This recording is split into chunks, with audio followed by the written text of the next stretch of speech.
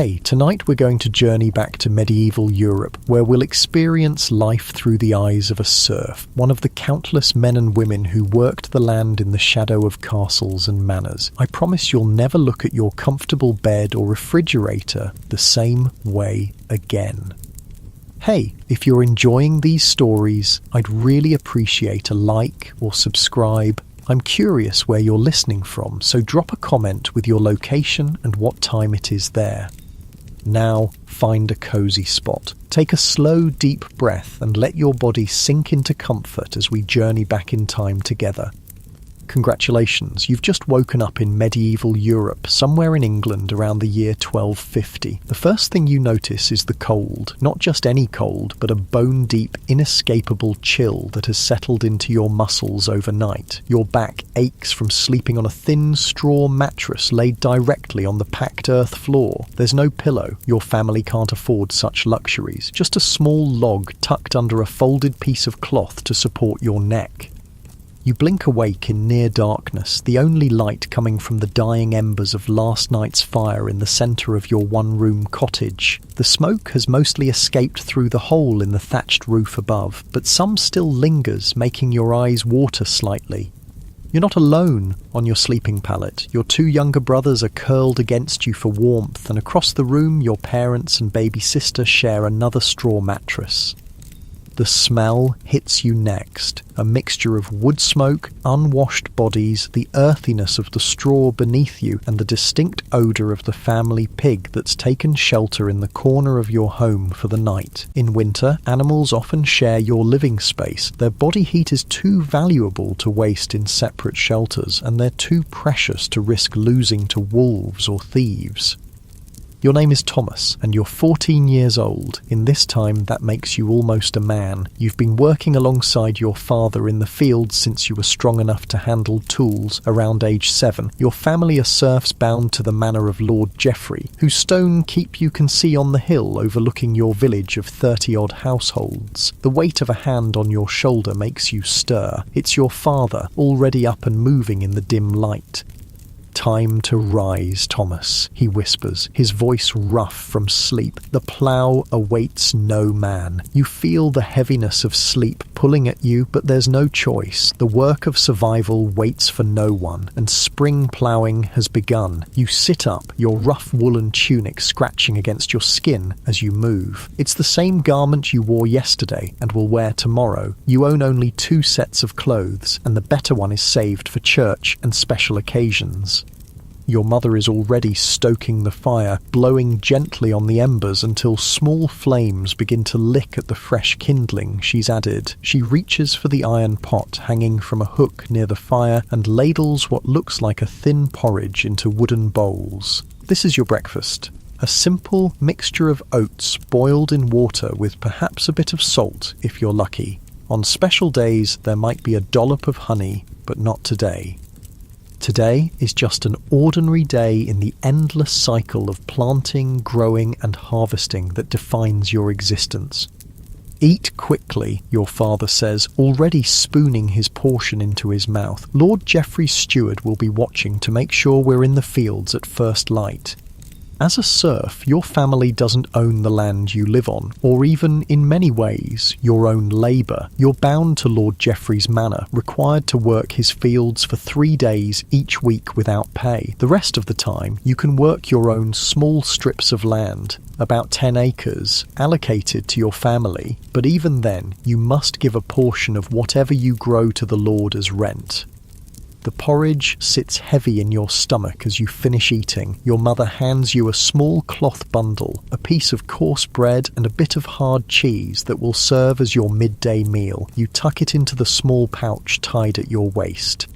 Outside, the air is sharp with early spring cold, but at least the rain has stopped. The ground beneath your feet is a muddy mess, and you're thankful for your leather shoes, crude as they are. Many peasants go barefoot much of the year, but your father is skilled at leatherworking, which he does during the winter months when field work is impossible. Your family isn't wealthy by any means, but you're not among the poorest in the village either. The eastern sky is just beginning to lighten as you and your father make your way to the village common where other men and boys are gathering. There's little talk. Everyone is still half asleep and saving their energy for the long day ahead. The Lord's steward, a stern man named Walter, is already there, counting heads and making notes on a piece of parchment. "You'll be ploughing the north field today," Walter announces to the assembled men. "The oxen are already yoked. 6 teams, and I want clean furrows." Your father is selected to lead one of the ploughing teams, with you as his assistant. It's hard work, guiding the heavy wooden plough behind a team of oxen. The implement has an iron cutting edge that slices into the soil, while a wooden mouldboard turns the earth over to expose fresh soil for planting. Without this step, crops would struggle in the depleted topsoil.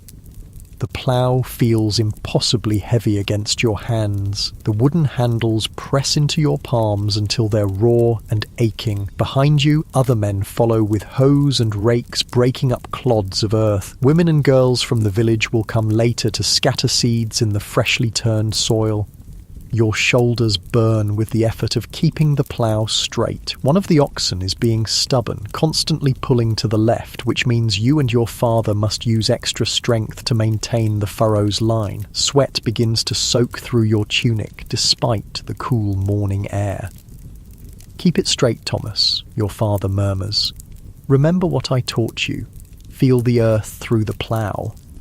You adjust your grip, leaning your weight into the task. The rich smell of fresh earth fills your nostrils as the plough turns over the soil. There's something satisfying about it, watching the neat furrow form behind you, knowing that soon this field will be green with growing wheat or rye, the staff of life that keeps hunger at bay. The sun climbs higher and your back aches with a deep, persistent pain. Your hands have formed blisters that have broken and now bleed slightly, making the wooden plough handles slippery, but you dare not stop. The steward watches from his horse at the edge of the field, and any sign of slacking would be reported to Lord Geoffrey.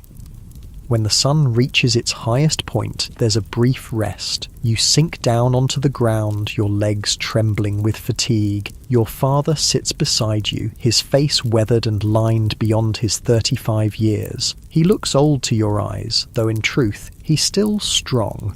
Many men don't live much past 40 in your time.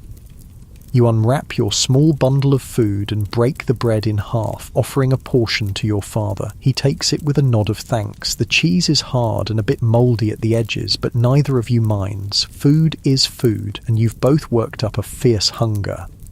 "The soil looks good this year," your father says between bites. "If the weather holds, we might have a better harvest than last." Last year's harvest had been poor and the winter hard. There had been nights when you'd gone to bed with your stomach aching from emptiness, your mother insisting that the younger children needed what little food remained more than you did. You hope your father is right about this year's prospects. The rest period is brief, no more than the time it takes to eat your simple meal and give the oxen a chance to drink from a nearby stream. Then it's back to the plough, your muscles protesting as you once again take up your position. The afternoon wears on, the sun beating down on your back. The field seems endless, though you know it's only a few acres. By the time the steward calls an end to the day's work, the sun is low in the western sky, and you've been labouring for more than 12 hours. Every part of your body aches as you and your father lead the oxen back to their pen. Your hands are raw, your shoulders burn, and your lower back feels as though someone has taken a club to it. But the north field is ploughed, its earth ready to receive the seed that will, God willing, grow into the grain that will see the manor through another year. The walk home seems longer than it did this morning. Your father is silent beside you, conserving his energy. When you reach your cottage, your mother has a pot of pottage simmering over the fire, a thick stew of whatever vegetables could be found this early in the season, mostly cabbage and turnips, with a few dried beans added for substance. On truly special occasions, there might be a bit of salt pork or bacon to flavour it, but meat is a rarity on your table. Your younger brothers, aged 10 and 7, have spent their day helping your mother and gathering firewood. Your sister, just 2, toddles around the dirt floor, occasionally steadying herself against the rough wooden table that, along with a few stools, makes up most of your family's furniture. "How was the field?" your mother asks, ladling the steaming pottage into wooden bowls. "Good soil," your father replies. "Thomas handled the plough well today." The simple praise warms you more than the food. Your father is not a man of many words, and his approval means everything. After the meal, there's still work to be done. The pig needs feeding, water must be fetched from the village well, and tools prepared for tomorrow. By the time you finally stretch out on your straw mattress, the only light is again from the fire's embers. Your body throbs with exhaustion, but there's also a sense of satisfaction. You've done your duty today, contributed to your family's survival, and fulfilled your obligation to the manor. As sleep begins to claim you, you're vaguely aware of your brothers curling up beside you, their small bodies seeking warmth against the night's chill. Tomorrow will bring another day of labour, almost identical to this one, and the day after that, and the one after that. This is the rhythm of life as a serf. The endless cycle of seasons, of planting and harvesting, of owing your labour to the land and to your lord. You drift off, your dreams filled with the smell of fresh-turned earth and the hope of a bountiful harvest to come. Morning arrives all too soon, the pale light filtering through the small window openings in your cottage walls. These aren't proper windows with glass, just narrow openings that can be covered with wooden shutters in bad weather. Today, like yesterday, begins before dawn. But this morning is slightly different. It's Sunday, the Lord's Day, and while there will still be work to do, animals need tending regardless of the day. You won't be in the fields. Instead, you'll attend Mass at the village church, a small stone building that sits at the centre of your community. Your mother has been up earlier than usual, preparing special bread for after church. The smell of it baking on the hot stones near the fire makes your stomach growl appreciatively. Sunday bread is made with finer flour than your daily fare, and sometimes even has a bit of honey mixed in. Your father helps your younger brothers wash their faces and hands in a basin of water. Appearance matters on Sundays, when the whole village gathers together and Lord Geoffrey himself might be present with his family. You take your turn at the basin, scrubbing away the dirt as best you can. Your mother has laid out your better tunic, still rough wool but less patched and stained than your everyday garment. The church bell begins to toll, its sound carrying across the village. Your family joins the stream of people making their way to the small stone building. Inside, the church is cool and dim, with light filtering through small, high windows. The walls are painted with bright scenes from the Bible, helping to tell the stories to those who cannot read, which is almost everyone in the village, including your family. The priest, Father Matthew, is a stern but fair man who serves not only as the village's religious leader, but also as something of a record keeper and advisor. He's one of the few literate people in your community, along with Lord Geoffrey and his family and the steward Walter. The Mass is conducted in Latin, which you don't understand, but the familiar rhythm of the service is comforting. You kneel on the hard stone floor, the cold seeping through your clothes and into your knees. Around you, the village smells different than usual. People have made an effort to wash, and some of the women have tucked sweet herbs into their clothing to provide a pleasant scent.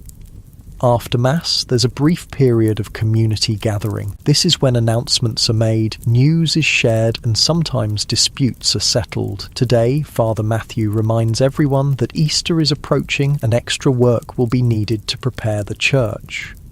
He also announces that 2 new babies were born in the past week, both healthy, thanks be to God, and leads a prayer for a good harvest.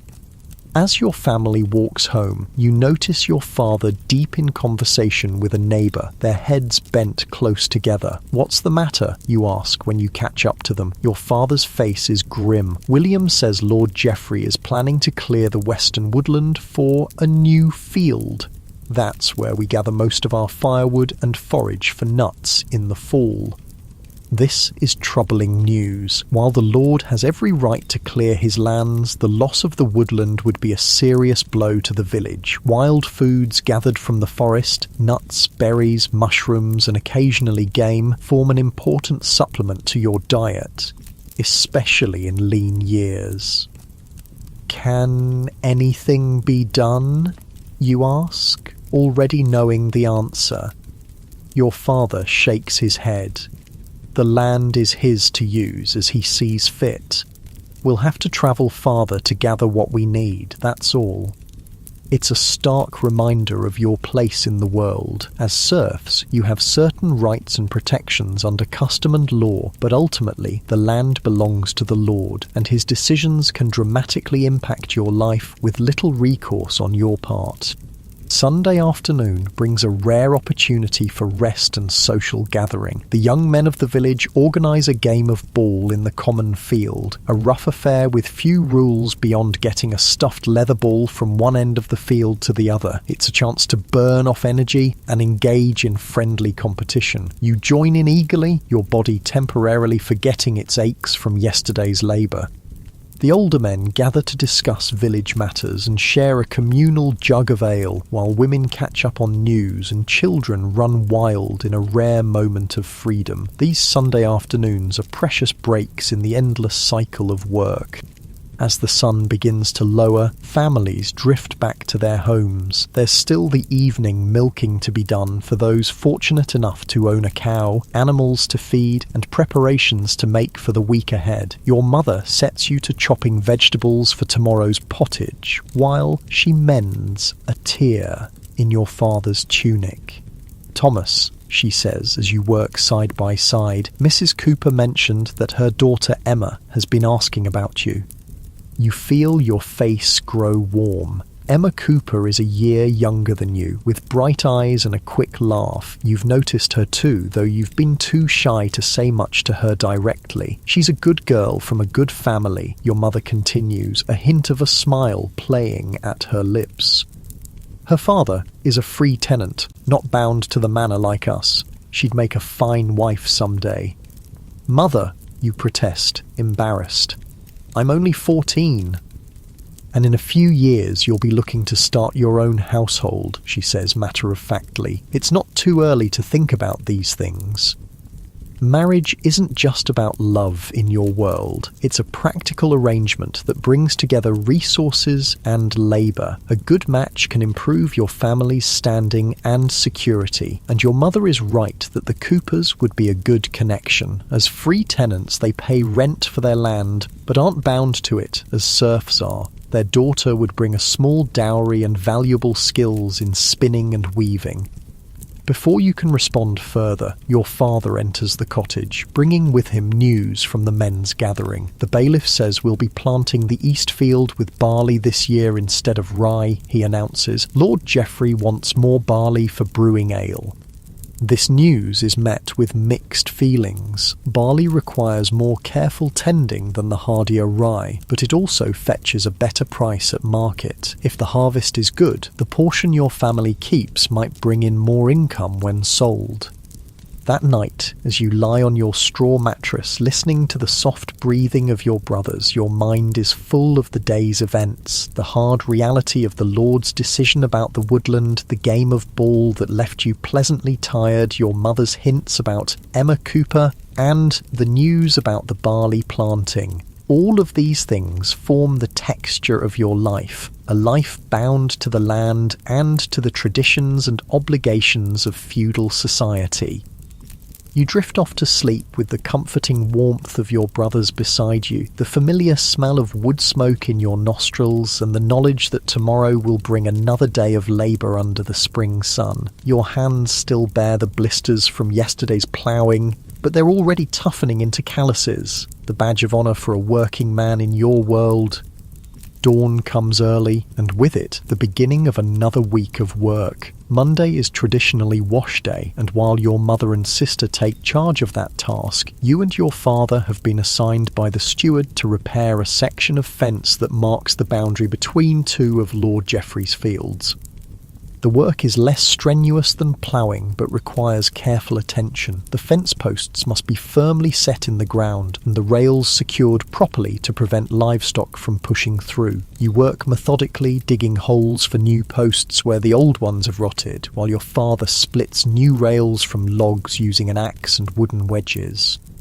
The day passes in steady labour, broken only by a brief rest to eat your midday meal. Again, bread and cheese, though the bread is the special Sunday loaf your mother made yesterday, now a day old, but still a treat compared to your usual fare. As you work, you notice dark clouds gathering on the horizon. Spring weather is notoriously changeable, and a sudden storm could make the remainder of your task miserable.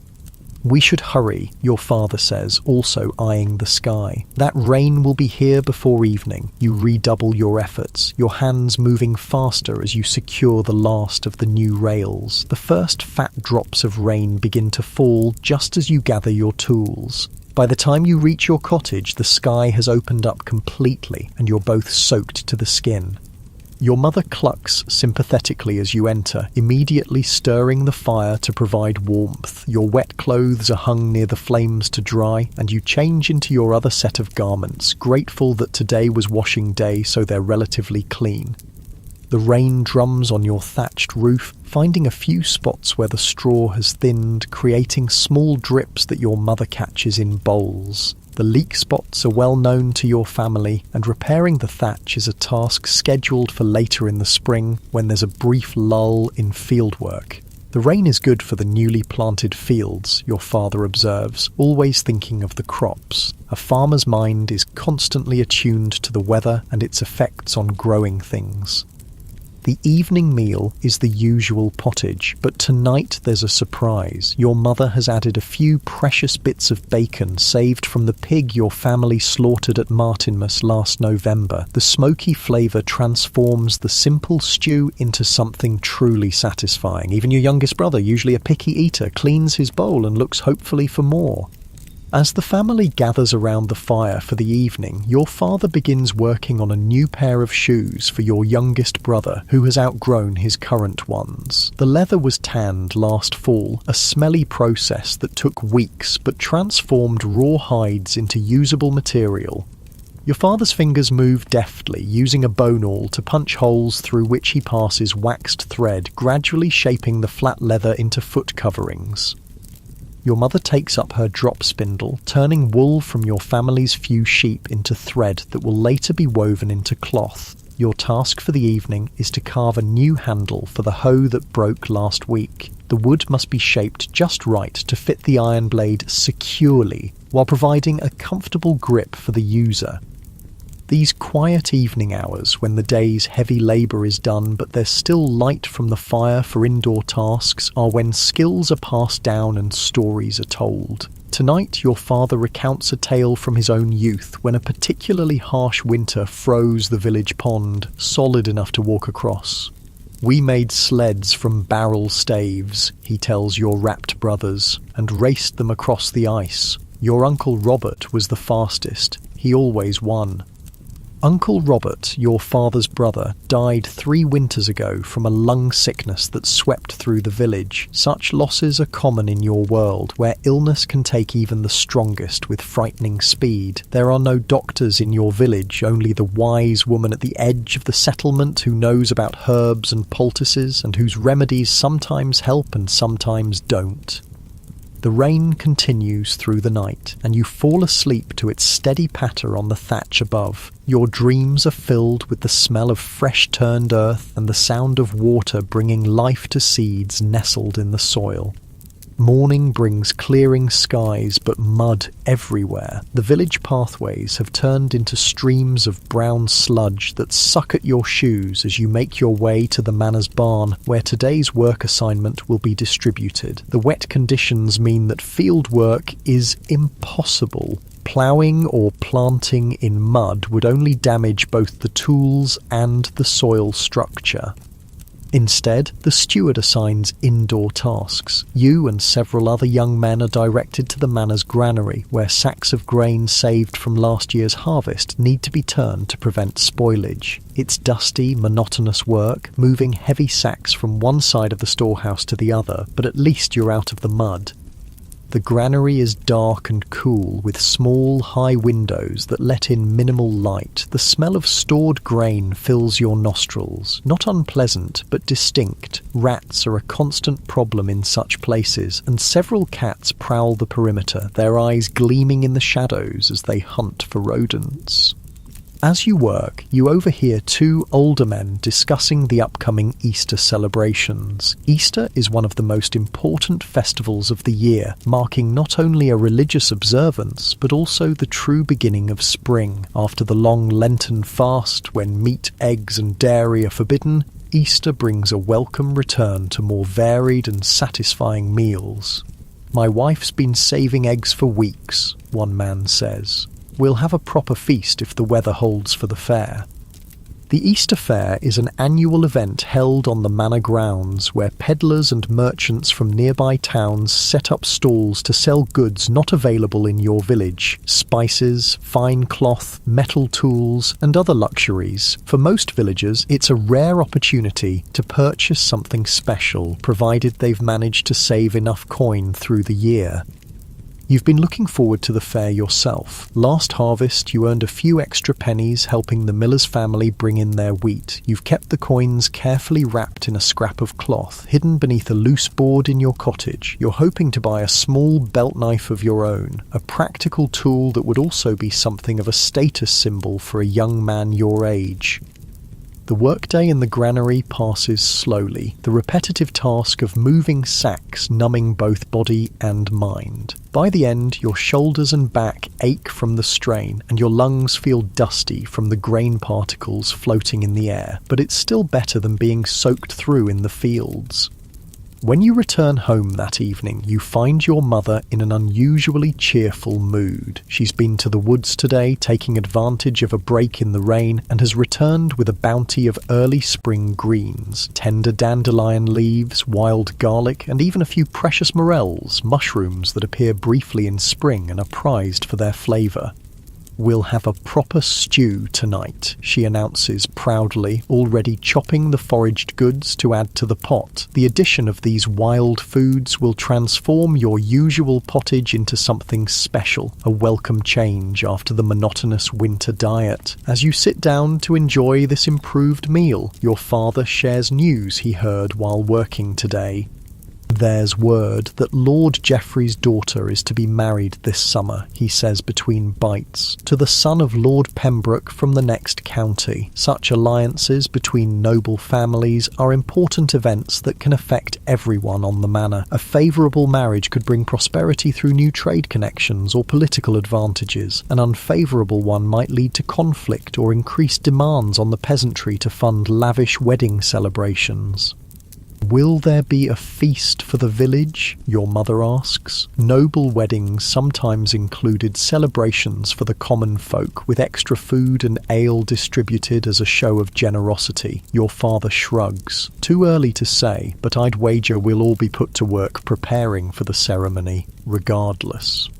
As the evening deepens into night and the fire burns low, you find yourself thinking about the contrasts in your world. The daughter of Lord Geoffrey will bring a substantial dowry to her marriage: land, money, fine clothes and household goods. Her wedding will be a lavish affair with musicians, elaborate foods and guests from far and wide. When your time comes to marry, perhaps to Emma Cooper with her bright eyes or to some other village girl, the celebration will be simpler. A modest feast for family and neighbours, perhaps a piper if someone can afford to hire one, and gifts of practical household items to start your new life together. Your dowry or bride price will be measured in tools, livestock, and perhaps a small piece of land to work, not in gold or silks. Yet both marriages, noble and common, serve the same essential purposes in your society, creating alliances, ensuring the continuation of family lines, and establishing new households that will contribute to the community's survival. These thoughts follow you into sleep, where your dreams mix the familiar rhythms of village life with vague visions of the wider world beyond, a world you've heard about in travelers' tales but may never see for yourself. Another day dawns, another link in the endless chain of seasonal work that defines your existence. The ground has dried somewhat after yesterday's rain, and field work resumes. Today, you join a group spreading manure on the newly ploughed fields, perhaps the least pleasant task in the agricultural calendar, but vital for maintaining soil fertility. The manor's muck heap has been accumulating all winter, a mixture of animal droppings, household waste, straw, and ashes. Now, this decomposed matter must be spread evenly across the fields before planting. You use a wooden fork to lift the smelly substance into a handcart, which is then wheeled to the field and dumped in small piles that others spread with rakes and hoes. The smell is overwhelming, especially as the sun warms the air. Flies buzz around your head, occasionally landing on your sweaty skin. You breathe through your mouth as much as possible, trying to ignore the stench that seems to permeate everything, including your clothes and hair. Despite the unpleasantness, there's no denying the importance of this work. The manure will help ensure a better harvest, and a better harvest means more food for everyone, including your family's share after the Lord has taken his portion and the church its tithe. As you work, you notice Emma Cooper among the group of women and girls spreading the manure piles with rakes. She catches your eye and smiles briefly before returning to her task. The simple interaction sends a flutter through your chest, and you find yourself working with renewed energy, occasionally stealing glances in her direction. During the midday break, you sit with your back against a hedgerow, chewing your bread and cheese. To your surprise, Emma comes to sit nearby, along with her younger sister and another girl from the village. "Hello, Thomas," she says, her voice carrying just a hint of shyness. "Mother says your family's sheep had twins this spring." 3 sets, you confirm, proud of this small prosperity. Your family keeps only a small flock, just 6 ewes and a ram, but multiple births mean more wool for spinning and weaving, and perhaps an extra animal to sell at market or butcher for meat. The conversation is simple, revolving around village news and the upcoming Easter celebrations, but you find yourself tongue-tied more than once, especially when Emma laughs at something you've said. Her presence makes you acutely aware of the manure stains on your clothing and the dirt under your fingernails, though she's just as dishevelled from the same work. All too soon, the steward calls everyone back to their tasks, and the brief social interlude ends. But as you return to the muck heap, there's a lightness in your step that wasn't there before. The remainder of the day passes in the same malodorous labour, but somehow it seems less onerous now. By sunset, several acres have been fertilised, ready for the next phase of planting. You return home dirty and exhausted, but carrying a small, warm glow of possibility about Emma Cooper and what your mother had hinted at regarding your future. The rhythm of your days continues, each one filled with labour, but also with the small joys and concerns that make up a human life, regardless of the era. You work, you eat, you sleep, you interact with family and community. You worry about the weather and the harvest, about pleasing your parents and the steward, about your future prospects within the confines of your station.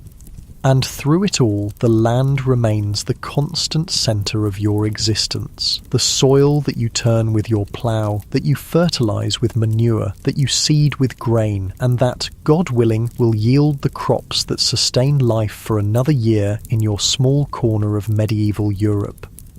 The evening fire casts long shadows on the wall of your cottage as your mother stirs the cooking pot and your father mends a broken tool. Your brothers play a quiet game with pebbles on the packed earth floor while the baby sleeps in a small wooden cradle, a family heirloom passed down through generations. Outside, the last light fades from the sky, and another day in the life of a medieval serf comes to its close.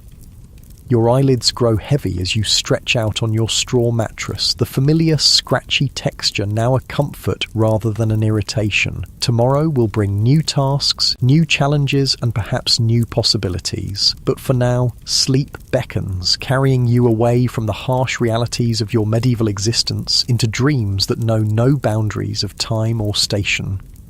The weeks pass in a steady rhythm of labour and rest, the days growing longer as spring deepens towards summer. The fields that you and the other villagers ploughed and fertilised are now showing the first tender shoots of barley and rye, delicate green lines against the dark soil.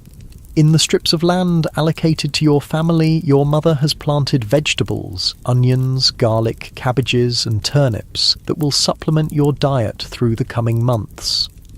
The air feels different now, carrying the scent of growing things and warm earth rather than the damp chill of early spring. Your days follow the sun, beginning at first light and ending when darkness makes work impossible. The church bells mark the hours of prayer. Prime at dawn, terce in mid-morning, sext at noon, none in mid-afternoon, vespers at sunset, and compline before bed, providing structure to each day's labour.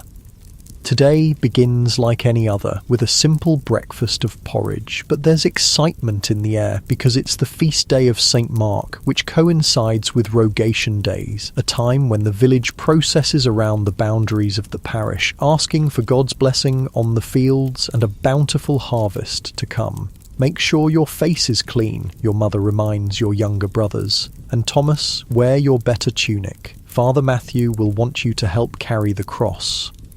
Being chosen to carry the parish cross in the procession is an honour, recognising your transition from boy to young man. You feel a mixture of pride and nervousness at the responsibility. The wooden cross is heavy, mounted on a long pole that must be held upright throughout the lengthy walk around the parish boundaries. The villagers gather at the church after breaking their fast. Nearly everyone is present, absent only those too ill to walk or those tasked with watching over the smallest children. Lord Geoffrey himself has come down from the manor house, along with his wife and their 3 children. On such occasions, the usual social barriers remain firmly in place, but there's a sense of community that transcends the everyday divisions between lord and peasant. Father Matthew emerges from the church in his finest vestments, carrying a small reliquary that contains a fragment of bone from St. Mark. The priest's face is solemn as he hands you the processional cross, its wooden surface smooth from years of handling. "Carry it high, Thomas," he instructs. "It leads us all in blessing the fields." The weight of the cross settles into your hands as you take your place at the head of the procession. Behind you comes Father Matthew with the reliquary, then Lord Geoffrey and his family, followed by the rest of the village roughly according to status. Free tenants first, then serfs, with the few landless labourers at the rear. The procession moves slowly along the village paths and out to the fields. Father Matthew stops at regular intervals to sprinkle holy water on the boundary markers and newly sprouted crops, chanting prayers in Latin that few in the village understand but all respect.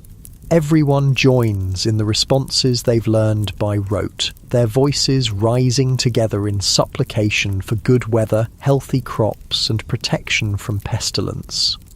The sun climbs higher as you walk and the cross grows heavier in your hands. Your shoulders begin to ache, but you dare not falter or show weakness. This is part of becoming a man in your community, demonstrating that you can bear burdens with dignity and endurance.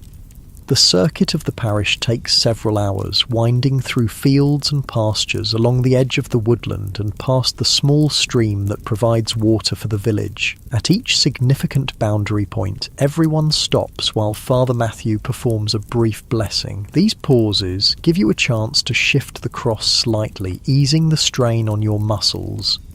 You notice Emma Cooper watching you from her place in the procession. When your eyes meet, she offers an encouraging smile. Her father, John Cooper, is one of the village's free tenants, not bound to the manor like your family, but paying rent directly for his land. The Coopers' slightly higher status makes them desirable connections, which is partly why your mother has been hinting at a possible match. When the procession finally returns to the church, your arms feel like lead and there's a dull ache between your shoulder blades, but you've completed your duty without complaint, and you can see approval in your father's eyes as you carefully return the cross to its stand inside the church.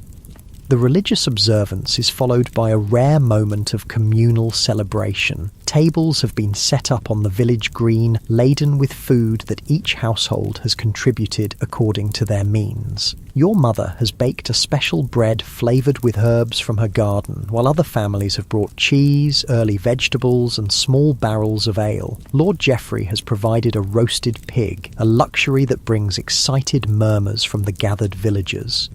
"The Lord is generous this year," your father comments quietly as you find places to sit on the grass. Perhaps the wedding plans for his daughter put him in good spirits.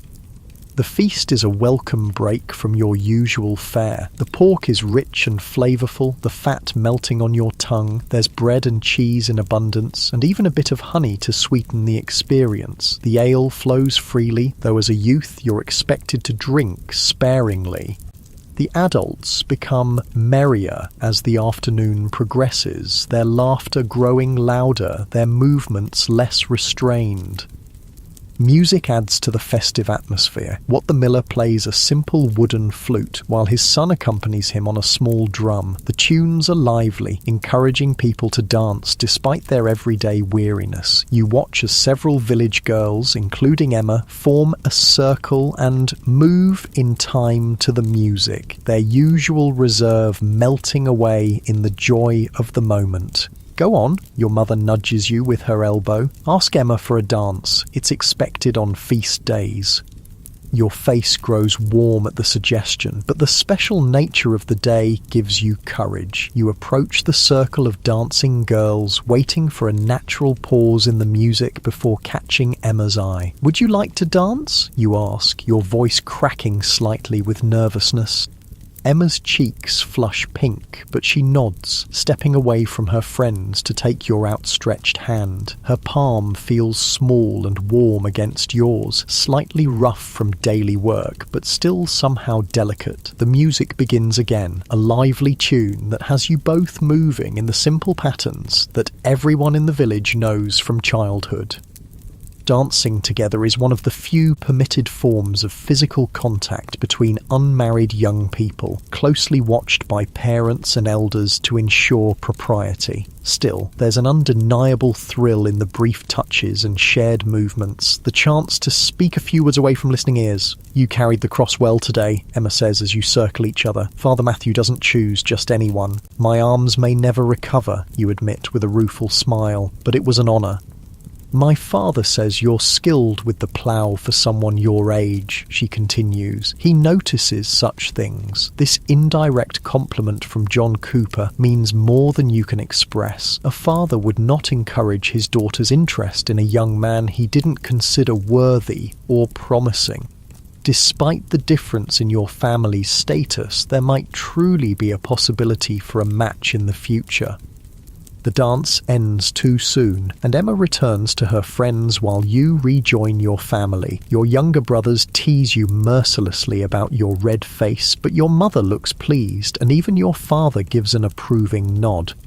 As the sun begins to set, the feast winds down. Lord Geoffrey and his family are the first to leave, returning to the comfort of the manor house. Gradually, the villagers disperse to their cottages, carrying leftover food that will supplement tomorrow's meals. The respite has been welcome, but tomorrow brings a return to the regular rhythm of work.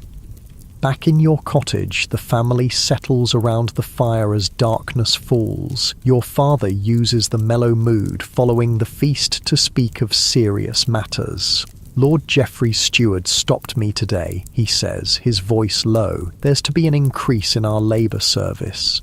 4 days a week now, instead of 3.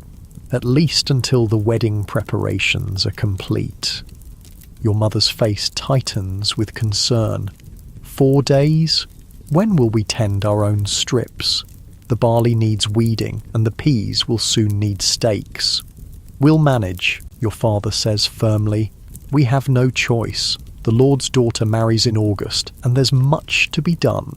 Extra hunting for meat, gathering herbs and flowers, cleaning and preparing the great hall. Every family on the manor must contribute. This is the reality of your existence as serfs. While custom and tradition provide some protection against arbitrary demands, ultimately your labour belongs to Lord Geoffrey. An increase in service days means less time to work your family's land, which could mean less food on your table come winter. But complaint is futile and potentially dangerous. The manor court, where disputes are settled, is presided over by the Lord himself or his steward.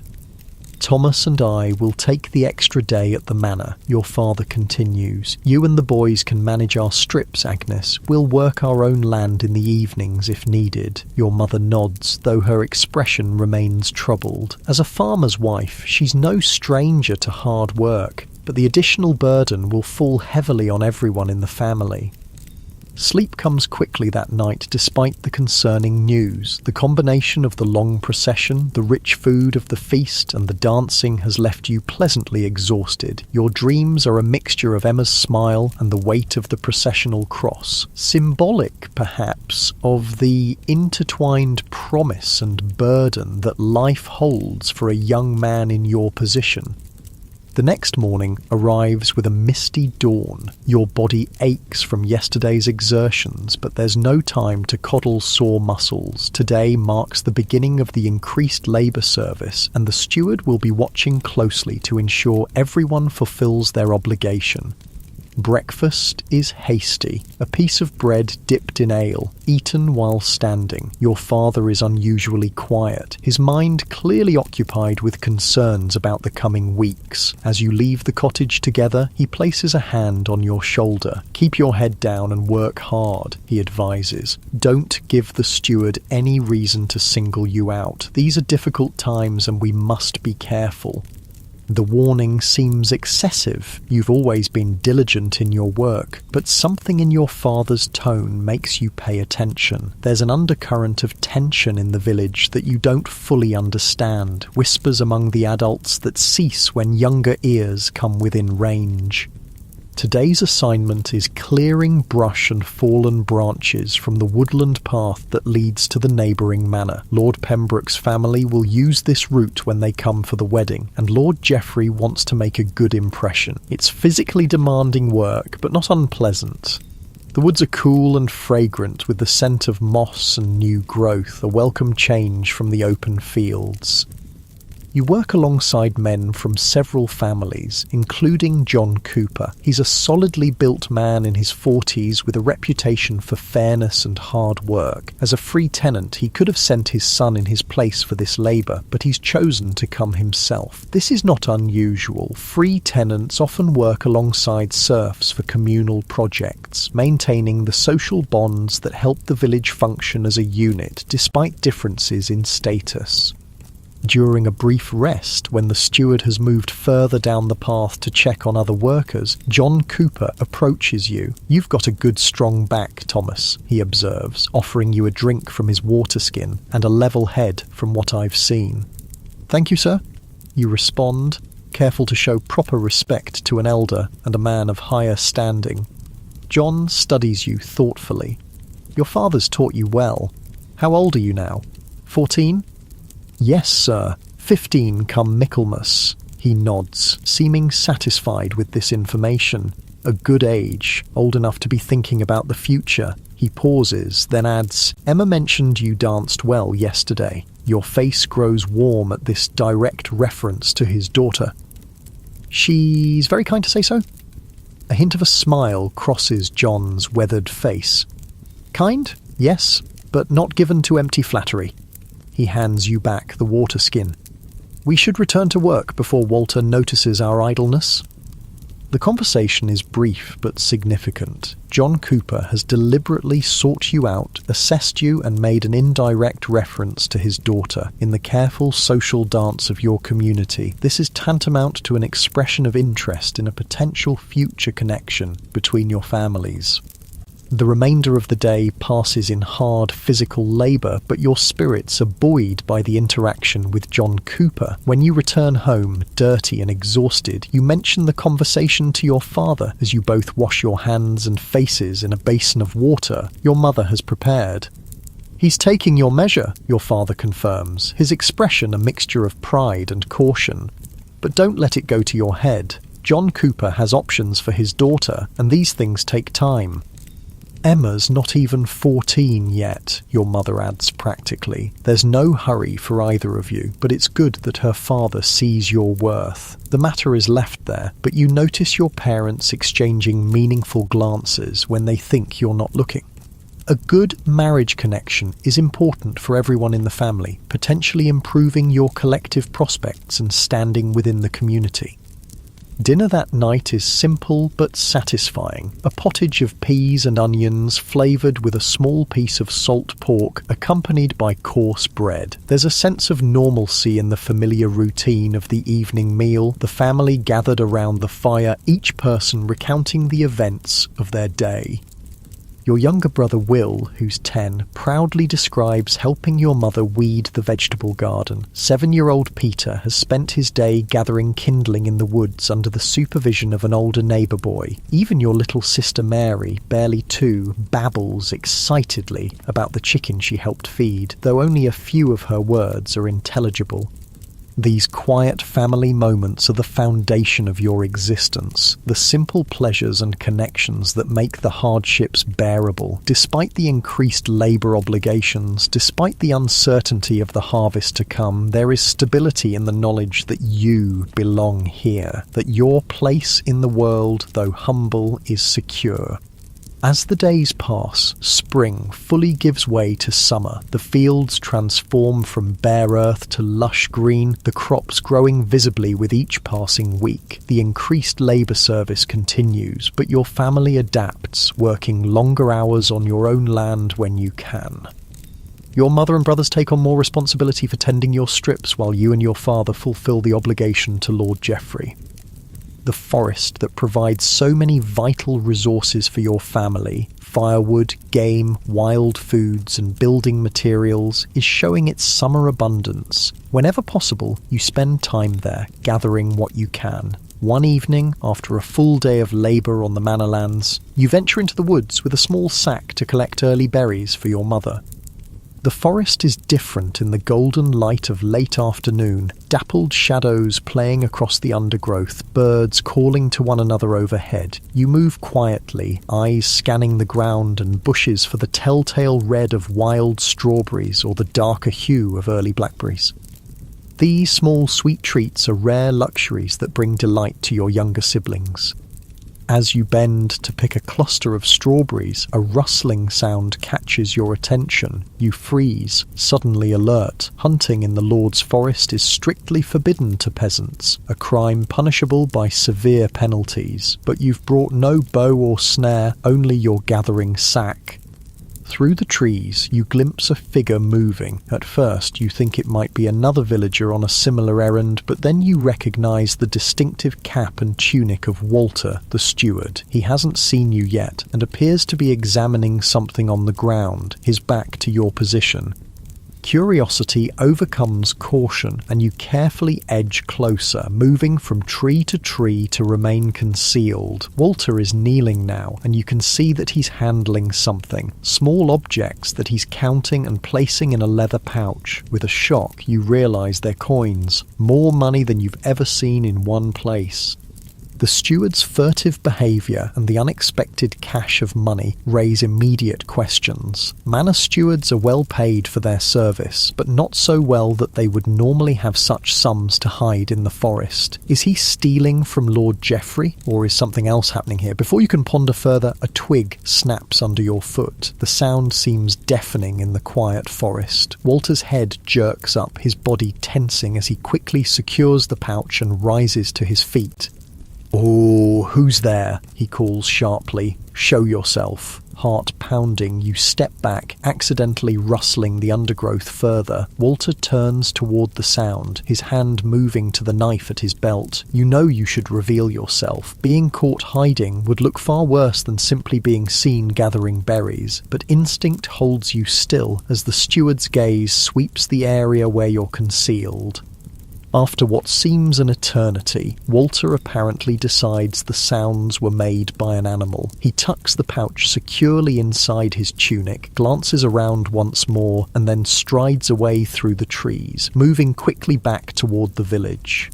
You remain frozen in place until the steward's footsteps fade completely. Only then do you release the breath you've been holding, your heart still racing. Whatever you've witnessed feels dangerous, knowledge that could put you at risk if Walter realized you had seen him.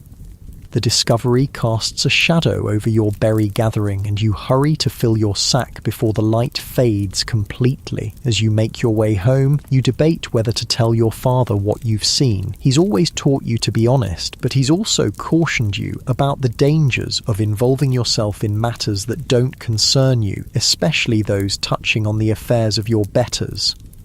The cottage is warm and welcoming when you return, the familiar smell of cooking pottage filling the single room. Your mother's face lights up at the sight of the berries, and your siblings crowd around excitedly. In the simple joy of this moment, the strange encounter in the forest recedes slightly, though it continues to nag at the edges of your mind. Later, when the younger children are asleep and your mother is spinning by the dim light of the fire, you quietly relate what you saw to your father. His expression grows increasingly grave as you speak. "You're certain it was Walter, and that he was hiding coins?" he asks, his voice barely above a whisper. You nod, suddenly afraid that you've done the wrong thing by telling him.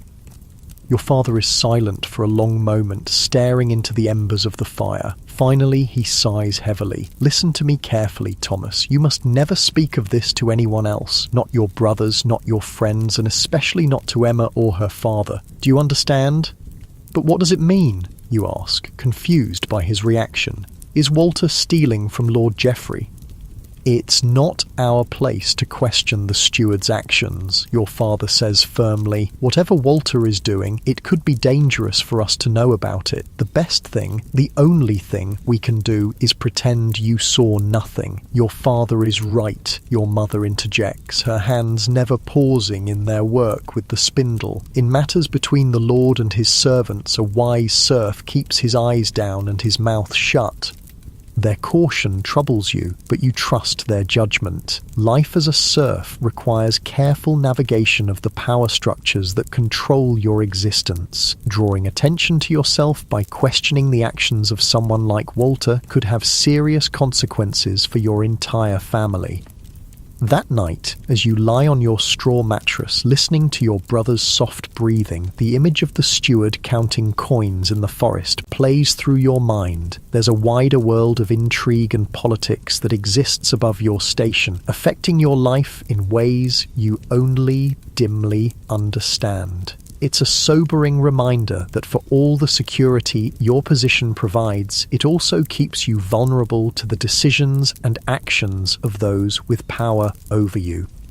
Summer deepens, the days growing hotter as the fields ripen toward harvest. The increased labour service continues, leaving everyone in the village tired and occasionally short-tempered. But there's also anticipation building for the upcoming wedding celebration, which promises food, music, and a rare break from the relentless cycle of work. Your encounter with Walter in the forest gradually fades from immediate concern, though you notice your father watching the steward more carefully during work assignments. Walter, for his part, shows no sign of suspecting that his secret activities have been observed.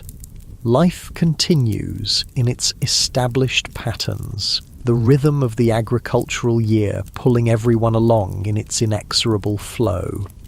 One evening, as you return from helping your father repair a broken fence on your family's strip of land, you notice a stranger speaking with Father Matthew outside the church. The man's clothes mark him as neither peasant nor noble, but something in between. perhaps a merchant or a skilled craftsman from a nearby town. He gestures animatedly as he speaks, while the priest listens with a serious expression.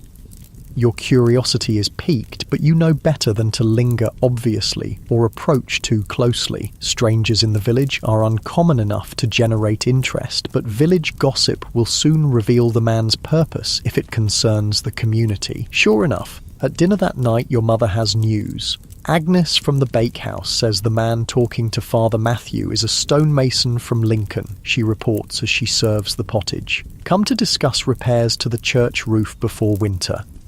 Lincoln, your father repeats, impressed. That's 3 days' journey at least. The church roof must be worse than it looks. Apparently, Bishop Hugh is providing funds for repairs to several parish churches in the diocese, your mother continues, clearly pleased to be sharing interesting information. Father Matthew has been petitioning for help since last winter's storms damaged the bell tower. This is welcome news for the village. A sound church building is important not just for worship but for community gatherings, especially during the winter months when the thick stone walls provide shelter from the elements. The presence of a skilled stonemason also presents potential work opportunities for some villagers as labourers, carrying materials and assisting with the construction. Do you think Lord Geoffrey will reduce our service days when the mason needs help? You ask hopefully. Your father shakes his head. More likely he'll expect us to do both, fulfill our regular service and assist with the church repairs, but perhaps there will be payment for the extra work. Even a small payment would be welcome. Your family, like most in the village, operates largely without currency, producing much of what you need and bartering for the rest. Actual coins are rare and precious, saved for special purchases or emergency needs. As you drift off to sleep that night, your thoughts are a mixture of the day's events and plans for tomorrow. The changing seasons bring shifting patterns of work and opportunity, each with its own challenges and rewards. Summer's abundance is accompanied by long hours of labour under the hot sun, but winter's rest comes with the threat of cold and hunger if the harvest is insufficient. Through it all, the constancy of family and community provides structure and meaning to your existence. Your place in the world may be humble, but it is secure in its familiarity. The small cottage that shelters you, the land that feeds you, the rhythms of work and prayer that order your days. Despite the hardships and limitations of life as a serf, there is comfort in belonging so completely to this place and these people. Tomorrow will bring another day of service to the manor, another step in the cycle that has sustained your ancestors for generations and will, God willing, continue to sustain you and your descendants for generations to come. With this thought, you surrender to sleep, your body relaxing into the familiar embrace of the straw mattress as the night deepens around your family's cottage. Summer unfolds in a tapestry of greens and golds, the landscape transformed by growing crops and wild abundance. The days stretch long, with first light appearing before you rise and dusk lingering well after your evening meal. This extended daylight means extended working hours. From dawn until the light fails, your hands and back are engaged in the constant labour that defines a serf's existence. The barley in Lord Geoffrey's fields stands waist-high now, the heads beginning to form and swell with grain. In your family's strips, the vegetables are thriving under your mother's careful tending. Cabbages forming tight heads, onions pushing up through the soil, peas climbing their stakes. The promise of food is everywhere, though the critical harvest still lies ahead, and much could go wrong before the crops are safely gathered. Work on the manor continues at an increased pace. With Lord Geoffrey's daughter's wedding approaching in August, there are endless preparations. You've been assigned to a group building additional tables and benches for the feast using timber from the manor woodland. It's satisfying work compared to some tasks, allowing you to use the woodworking skills your father has taught you over the years.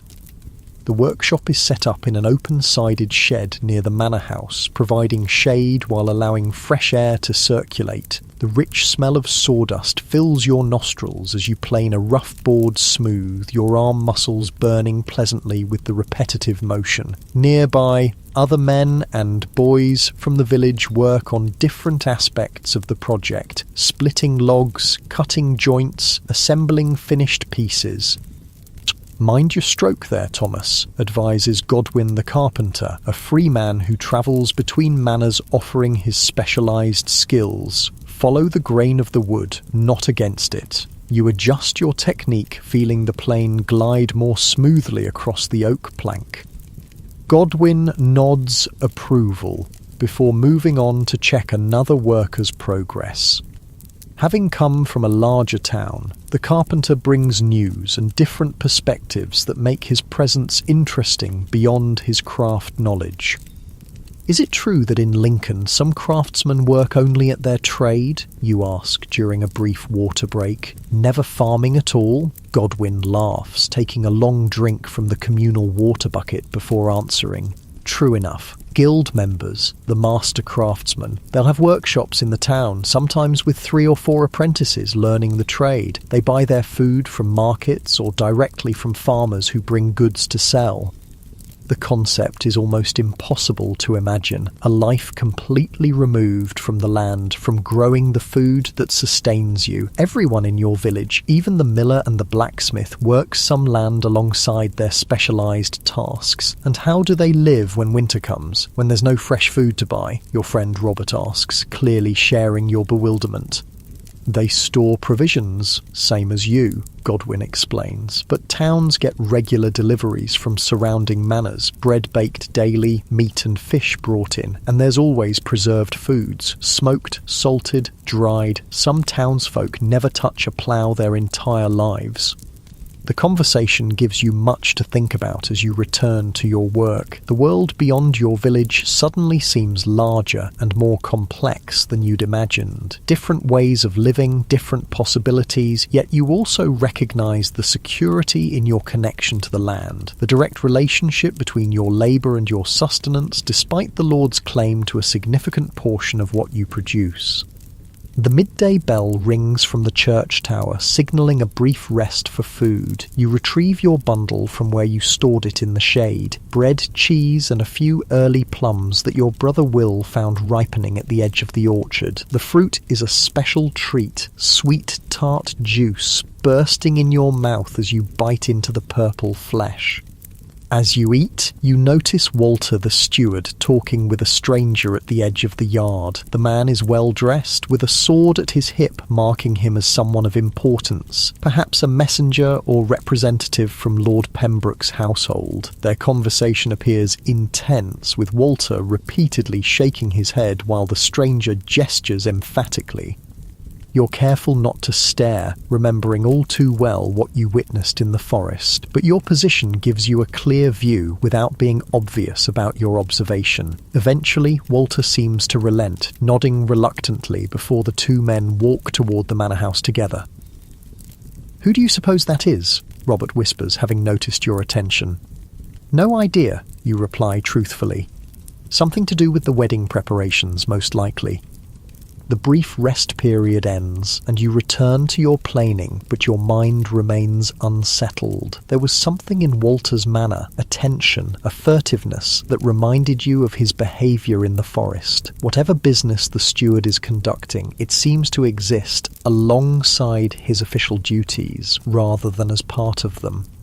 Your father's warning echoes in your memory. It's dangerous for serfs to involve themselves in the affairs of their betters. You resolve again to keep your observations to yourself, focusing instead on the woodwork before you.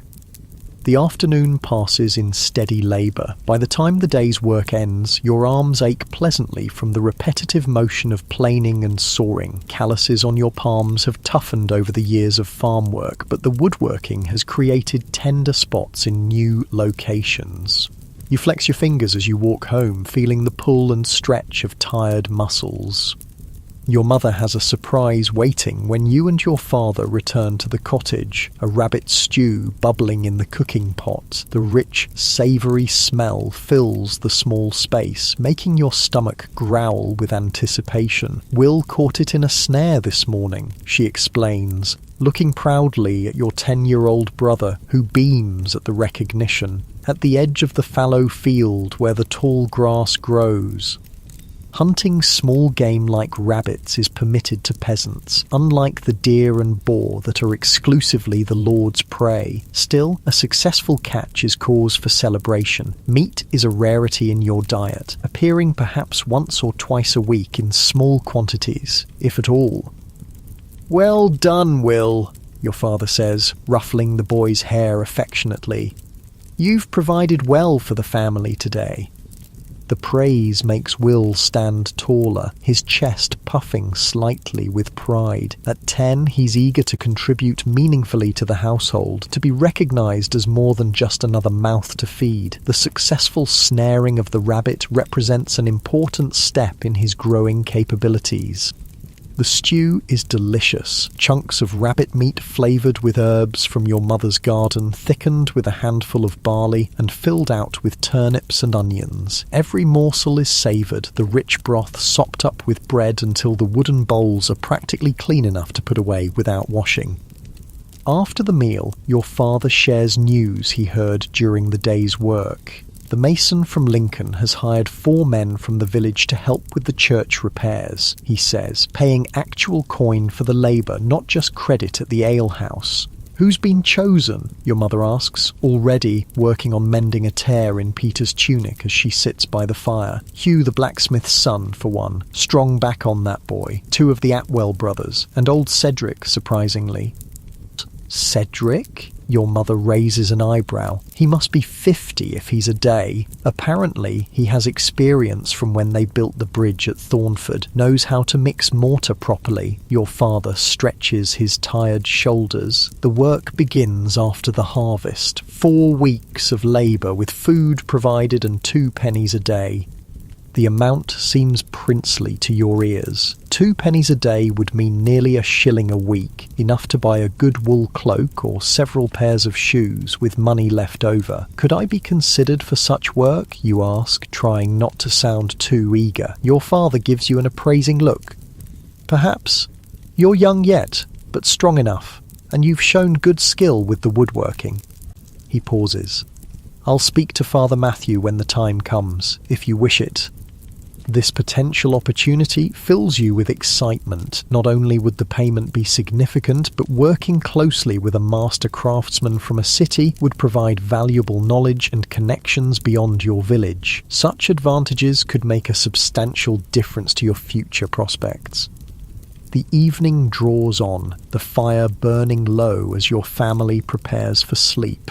Outside, a gentle summer rain begins to fall, drumming softly on the thatched roof. A few drips find their way through thin spots in the thatch, but your mother has placed familiar bowls and pots in the known leak locations, catching the water with practiced efficiency. The sound of rain is soothing, and you drift towards sleep with thoughts of stonework, pennies, and possibilities swirling in your mind. The following weeks bring a steady progression toward harvest time. The labour on wedding preparations continues alongside the regular work of maintaining fields and animals. Your muscles grow accustomed to the varied tasks, developing different strengths and tolerances. The calluses on your hands thicken, your skin tanning dark where exposed to the sun. One particularly hot afternoon, while cutting reeds from the village pond for fresh thatch, you spot Emma and several other girls washing clothes at the pond's edge. The sight is common enough. Laundry is a regular chore that brings village women and girls to the water at least weekly. But today, something catches your particular attention. Emma is standing slightly apart from the others, her attention focused on a small object in her hands rather than the garment she should be washing. Even from a distance, you can see that she's weaving something, small stems of reed or grass forming a pattern between her fingers. Curiosity and the desire for a closer look lead you to move around the pond's edge, ostensibly to cut reeds from a new location. As you draw nearer, you can see that Emma is indeed creating a small woven cross from reeds, a common protective charm that many villagers place above their doors or in their fields. She looks up as your shadow falls across the water, her expression momentarily startled before relaxing into recognition. "Thomas," she acknowledges with a small nod, "the reeds are good on this side." "They are," you agree, gesturing with your cutting knife to the tall stems growing densely at the water's edge. Then, nodding toward her handiwork, you add, "That's finely made." A slight blush colours her cheeks. "Thank you. It's for our new calf. Mother says it will help it grow strong."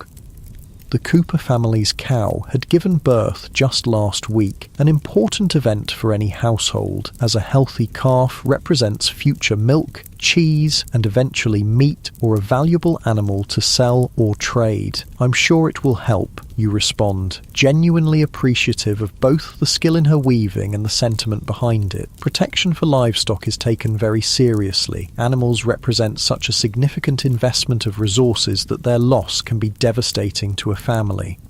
Emma tucks the finished cross into her pocket and picks up the shirt she'd been neglecting. "Father says you're doing well with the wedding preparations. He saw the tables you helped build." The mention of John Cooper's approval sends a warm feeling through your chest.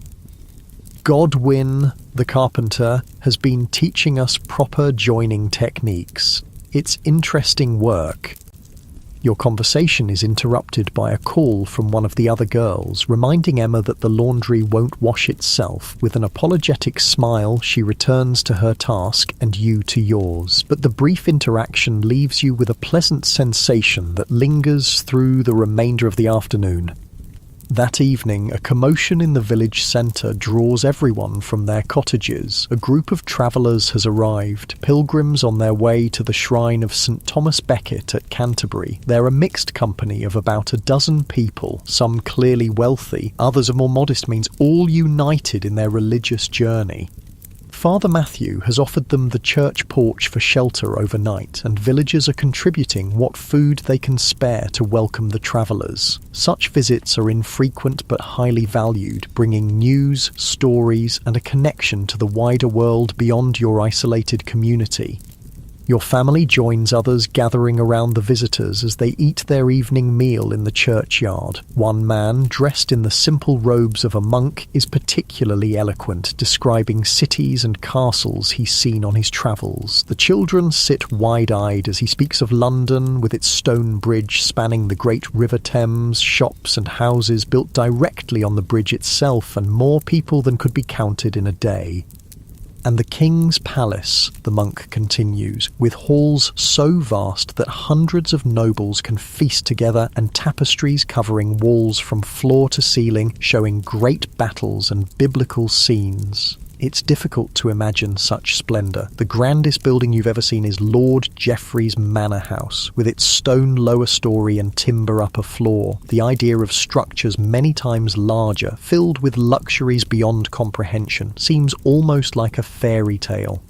Another pilgrim, a merchant's wife by her dress, distributes small wooden tokens bearing the image of St. Thomas to the village children. These humble objects, touched to the actual shrine on a previous pilgrimage, are believed to carry a small portion of the saint's blessing.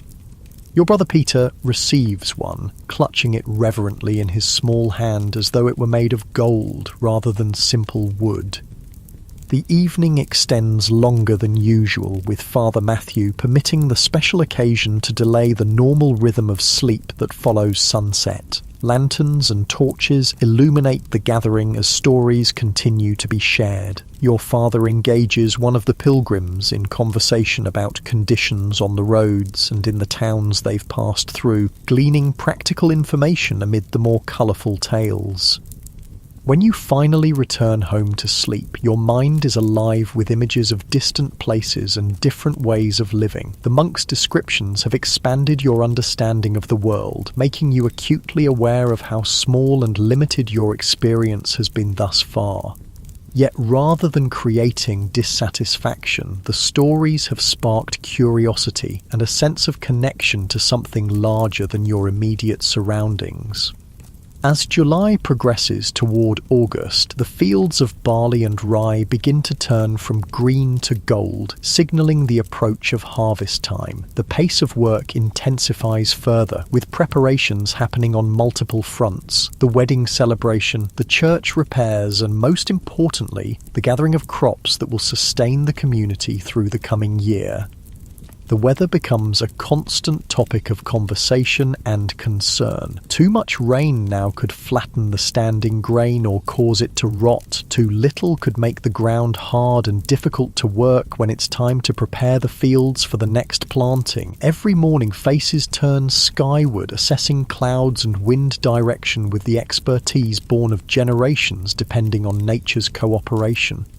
One morning, as you head to the manor for your day's labour, you notice unusual activity at the village boundary. Several men on horseback have arrived, and with them is a cart carrying large wooden cages containing birds, falcons and hawks by the look of them. The distinctive clothing of the riders marks them as falconers, specialists in training and handling the hunting birds favoured by nobility.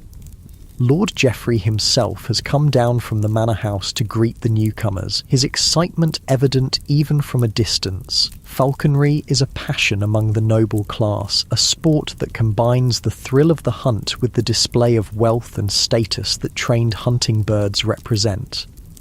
You keep a respectful distance, but can't help slowing your pace to observe the beautiful creatures. Their keen eyes and proud bearing command attention, even confined as they are in the travelling cages. These birds will likely play a role in entertaining Lord Pembroke and his household during the wedding festivities, showcasing Lord Geoffrey's status as a host. Walter the steward catches you watching and barks an order to continue to your assigned work. There's something different in his manner today, a nervous energy that manifests as increased harshness toward the manor workers. Everyone feels it, exchanging glances when the steward's back is turned, but no one dares comment openly. Your task today is harvesting early pears from the manor orchard. These summer fruits ripen before the main harvest begins and are considered a delicacy for the Lord's table. The work requires care. Each pear must be picked at perfect ripeness, with stems intact and skin unblemished. You climb carefully among the branches, placing each fruit gently in the basket slung across your body.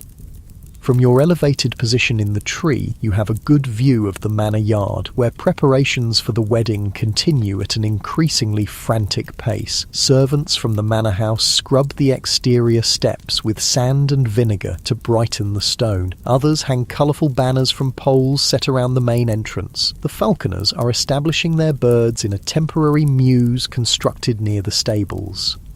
Amid all this activity, you notice Walter in what appears to be a heated discussion with the same well-dressed stranger you observed before. Their conversation takes place partially concealed behind the brewhouse, but their gestures indicate disagreement. At one point, the stranger grabs Walter's arm, only to have the steward pull away sharply, his face contorted with anger or fear. It's difficult to tell from a distance.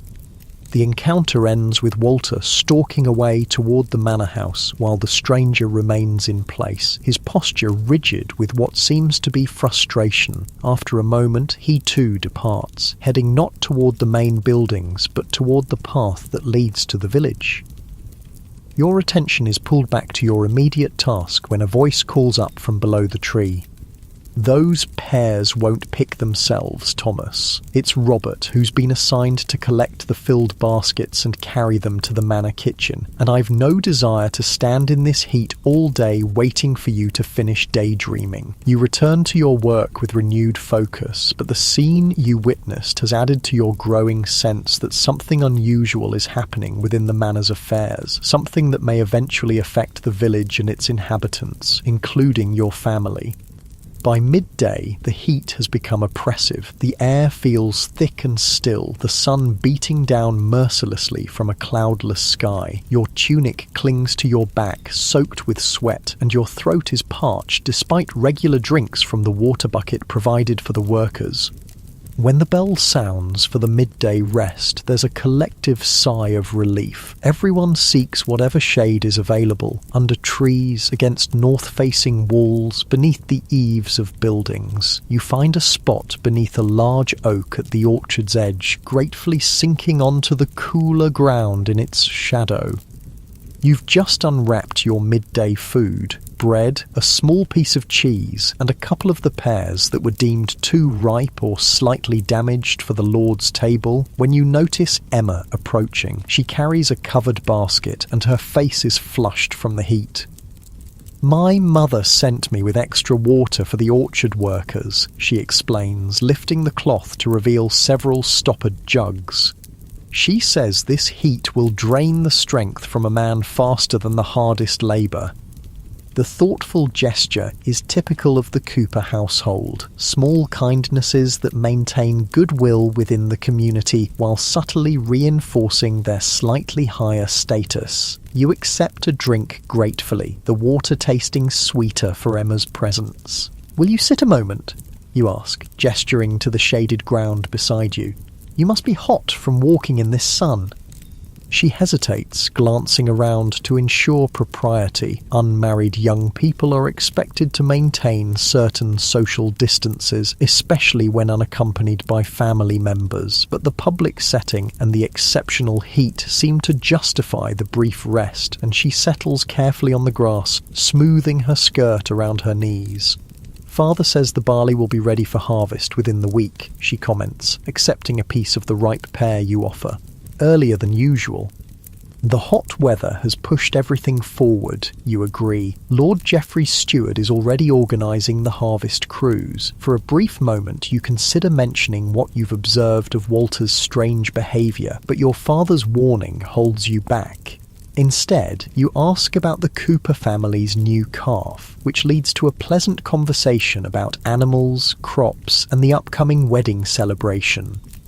All too soon, the rest period ends, and Emma must continue distributing water to other workers while you return to the pear trees. But the brief interaction has brightened your day, making the afternoon's heat more bearable as you work. As the sun begins its descent, bringing welcome relief from the day's heat, you complete your work in the orchard. The gathered pears have been delivered to the manor kitchen, where they'll be transformed into dishes for the Lord's table, poached in wine perhaps, or baked with honey and spices. Walking home, you pass the village green, where several children are playing a game with a ball made of leather scraps stuffed with wool. Among them is your brother Peter, his face alight with the simple joy of play after completing his day's chores. You pause to watch for a moment, remembering when your own days contained more time for such carefree activities. The sight reminds you of how quickly childhood passes in your world. At 7, Peter already has regular responsibilities, gathering kindling, helping with the animals, watching his younger sister when your mother needs to work elsewhere. By 14, you're considered nearly an adult, capable of a full day's labour and beginning to think about your future prospects. It's a rapid transition from play to work, from dependence to contribution. As you continue homeward, the western sky blazes with sunset colours, vibrant oranges and pinks streaking across clouds that have begun to gather on the horizon. The air feels different now, with a heaviness that suggests rain may be coming. After the day's oppressive heat, the prospect of a cooling shower is welcome, though you hope it will hold off until after the night's sleep. The cottage is quiet when you arrive, with only your mother present preparing the evening meal. Your father and brothers are still completing their day's tasks, and little Mary naps on a folded blanket in the corner, her thumb firmly in her mouth. "You're early today," your mother observes, stirring a pot of pottage that smells of onions and herbs.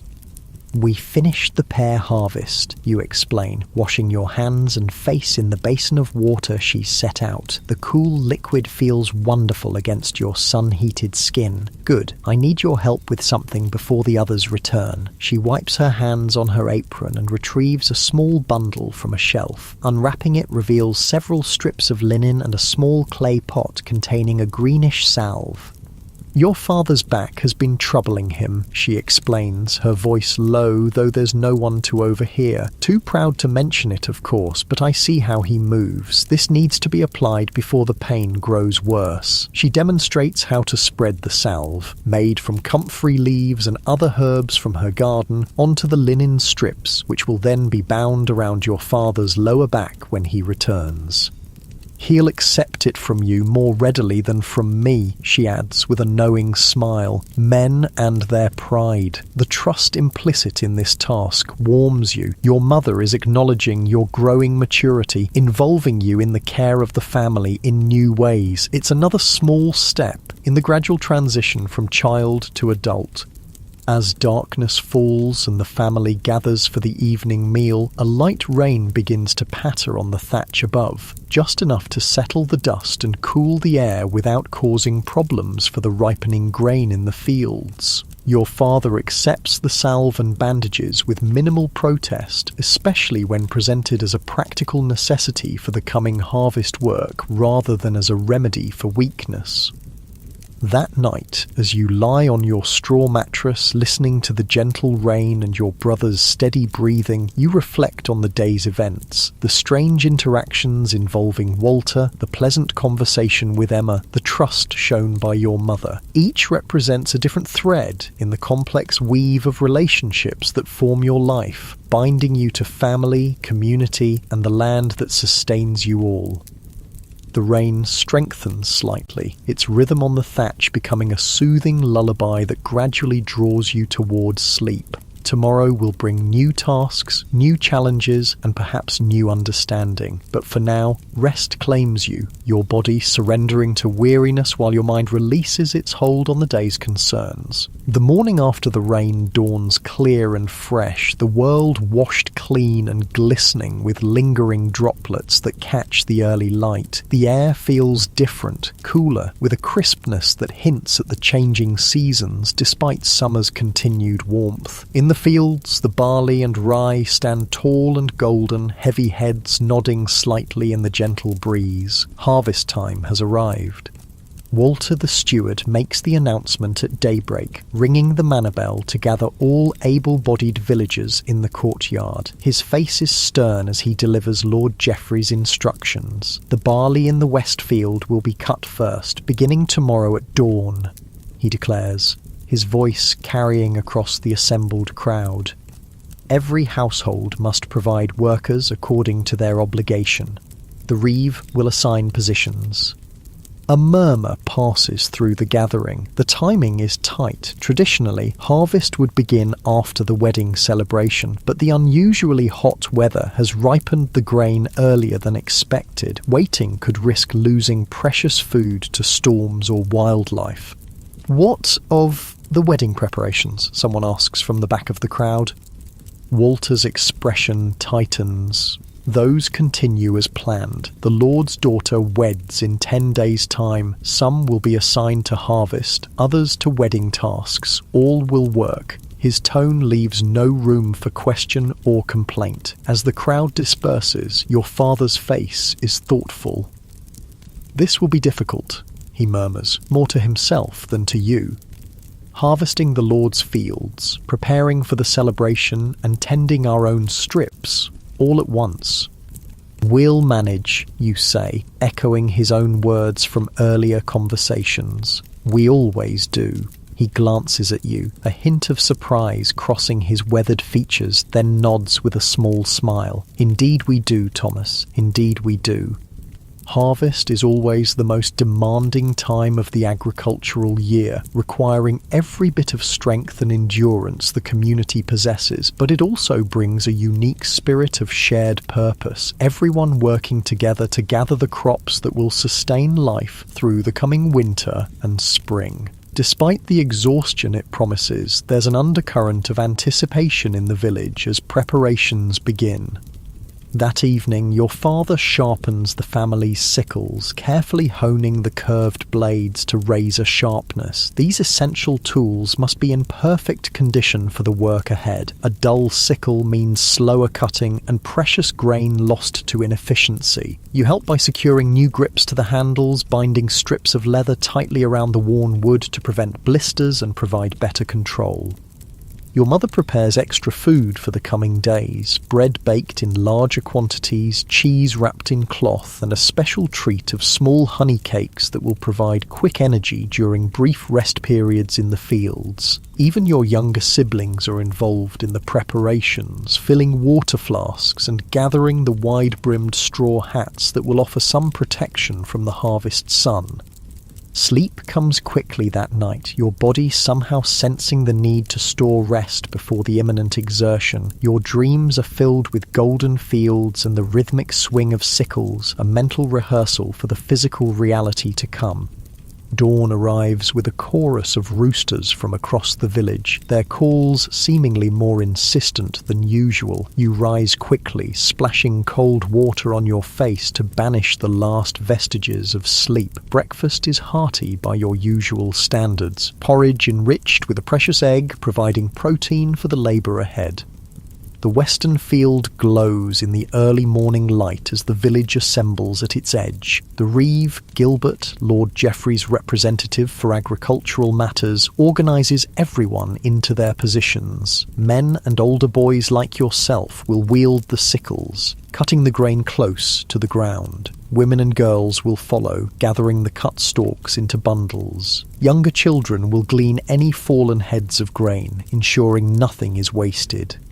"Remember," Gilbert calls out to the assembled workers, "cut clean and cut low. The Lord's portion must be gathered first and properly stored before any man turns to his own strips. This is the reality of feudal obligation. The Lord's needs come before your families, regardless of weather or timing.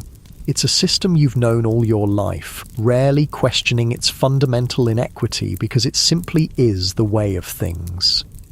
The harvest begins with a murmured prayer led by Father Matthew, asking God's blessing on the work and protection from injury. Then the reapers spread out across the field in a staggered line, each taking a section of appropriate width.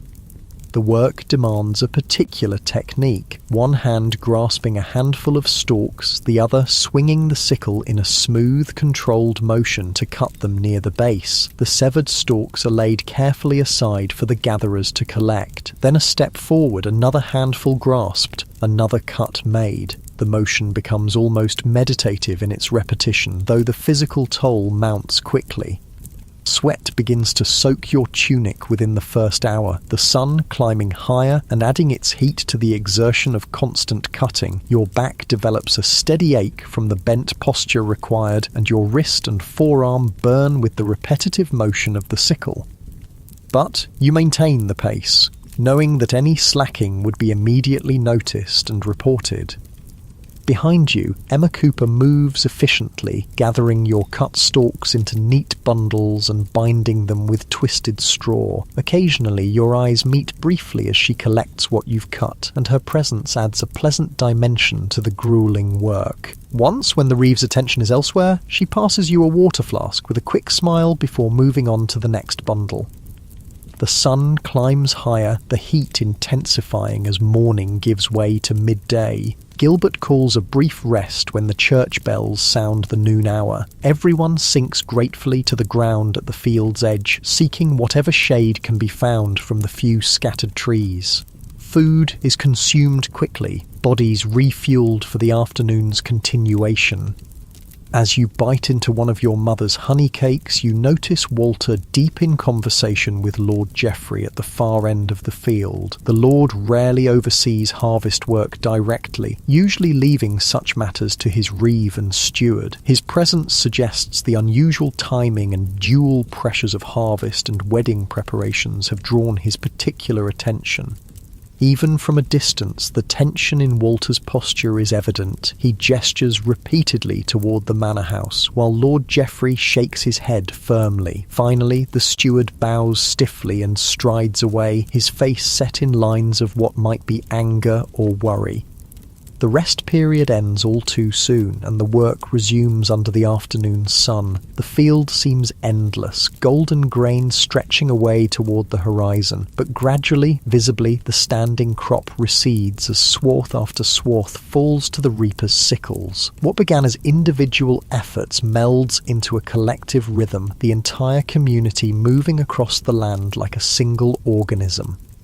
By the time the sun begins its descent toward the western hills, a significant portion of the field has been harvested. The cut grain stands in neat stooks, bundles arranged upright in circular formations to dry properly before being carried to the threshing floor. The sight brings a sense of accomplishment despite the bone-deep weariness that now affects every harvester.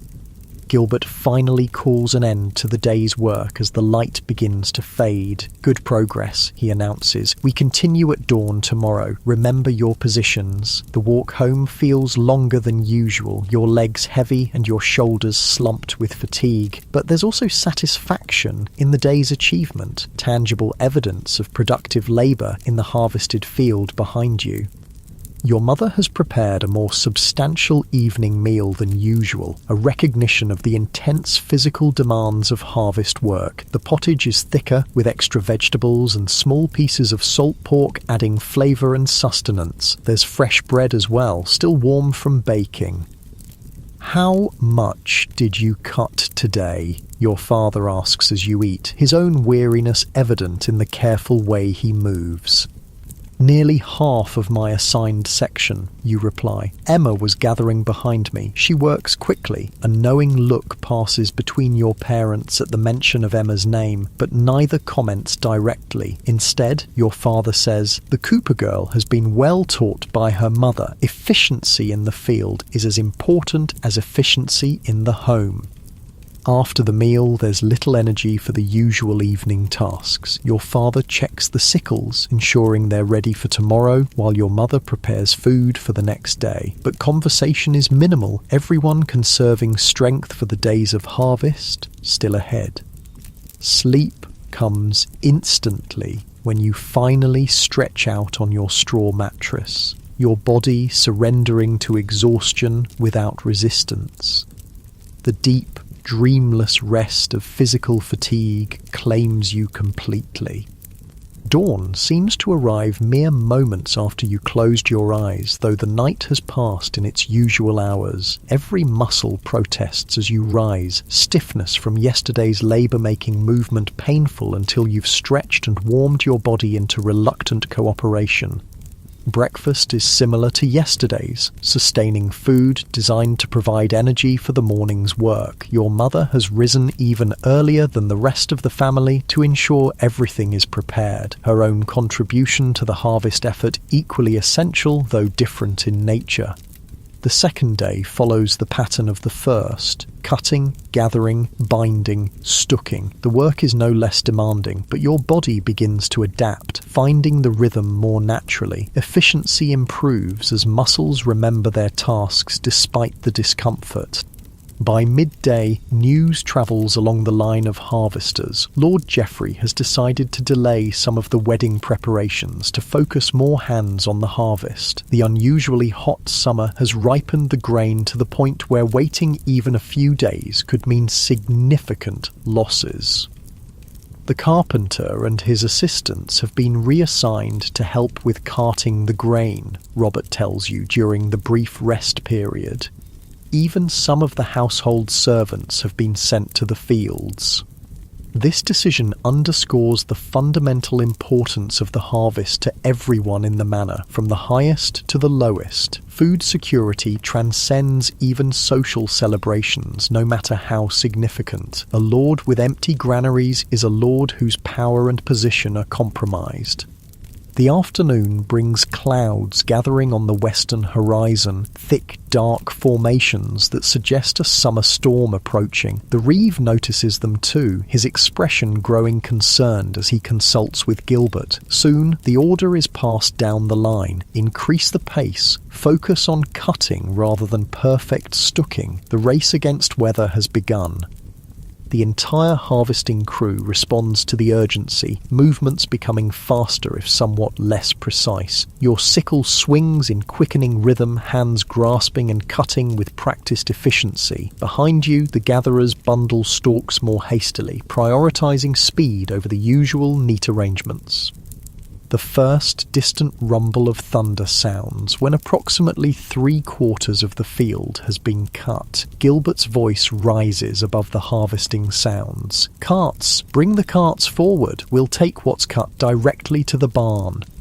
This represents a change in the usual procedure. Normally, grain would be left in the field to dry for a day or two before being transported to the threshing floor, but the approaching storm has forced an adaptation, accepting the extra work of handling damper grain later, in exchange for ensuring it isn't soaked in the field.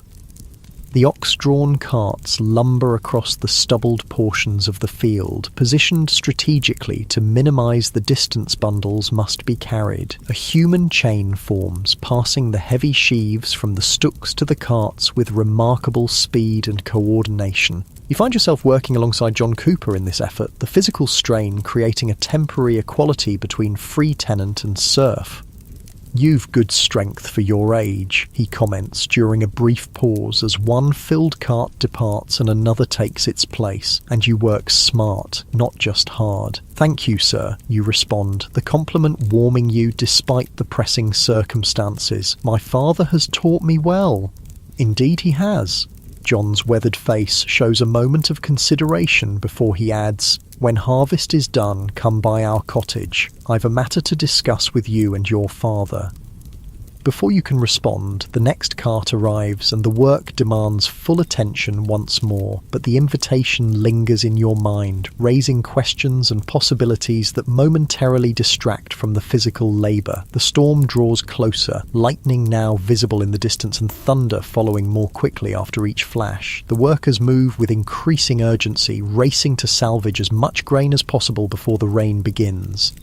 You're loading one of the final carts when the first heavy drops begin to fall, fat, cold splashes that promise the downpour to come. Gilbert calls out final instructions, directing the remaining workers to secure what they can and then seek shelter. The rain intensifies rapidly, soaking through your tunic within moments. The last sheaves are tossed haphazardly onto carts, with the focus now entirely on quantity rather than careful arrangement. As the final loaded cart lurches toward the barn, pulled by straining oxen through increasingly muddy ground, the harvesters make their own hasty departures, some toward the manor outbuildings, others toward the village. You run alongside your father, the rain now falling in sheets that limit visibility to a few yards ahead. Water streams down your face, and your sodden clothing clings uncomfortably to your skin. But there's exhilaration mixed with the discomfort. The bulk of the harvest has been secured, saved from the storm by the community's collective effort.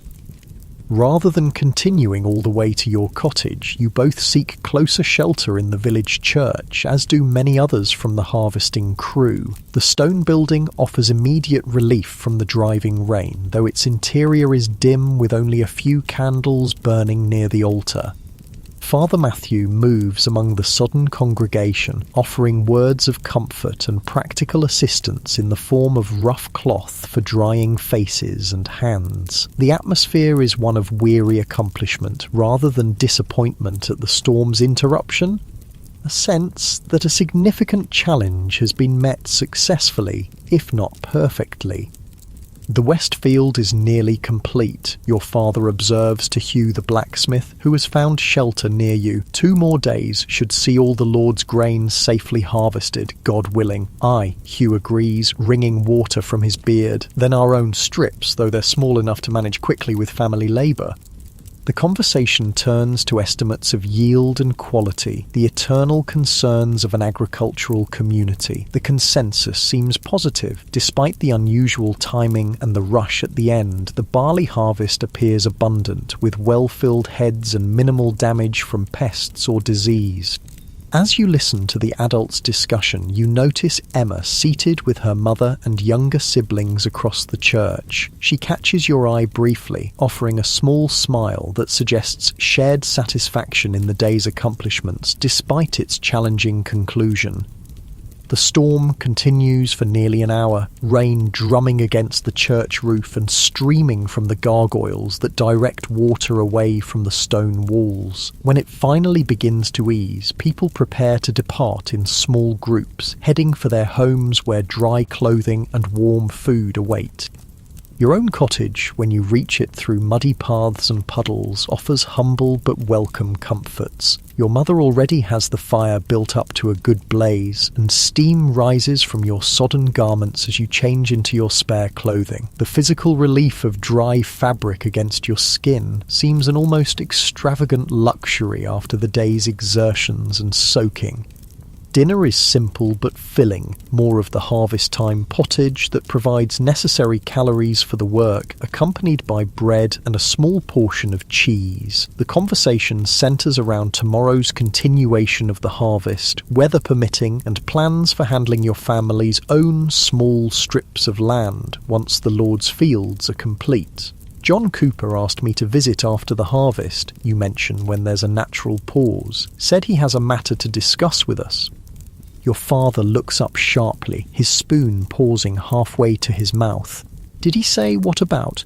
No, just that he wanted to speak with both of us. Your parents exchange one of their meaningful glances, the silent communication of a long partnership. Your mother's expression shows cautious optimism, while your father's remains carefully neutral. We'll see what he has to say when the time comes, he finally responds. The Coopers are good people, fair in their dealings.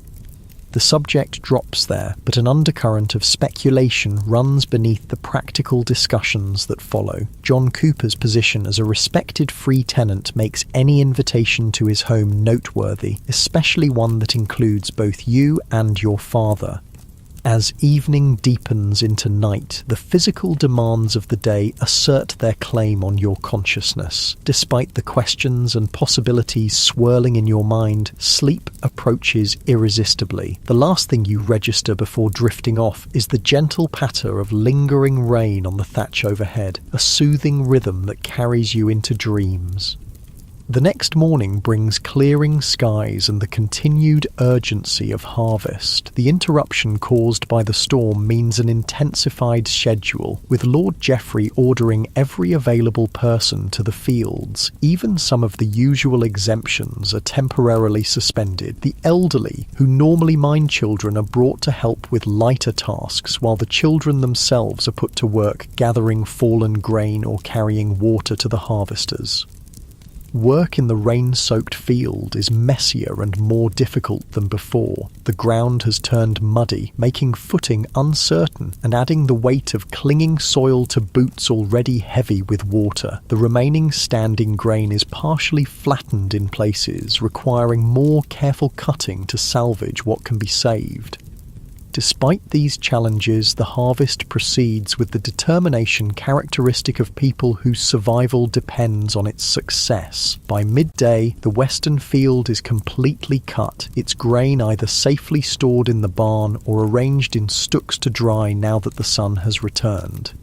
The reeve redirects the harvesting crew to the north field where rye stands tall and ready. The process begins again, cutting, gathering, binding, stooking, with the practiced efficiency of those who have performed these tasks year after year throughout their lives.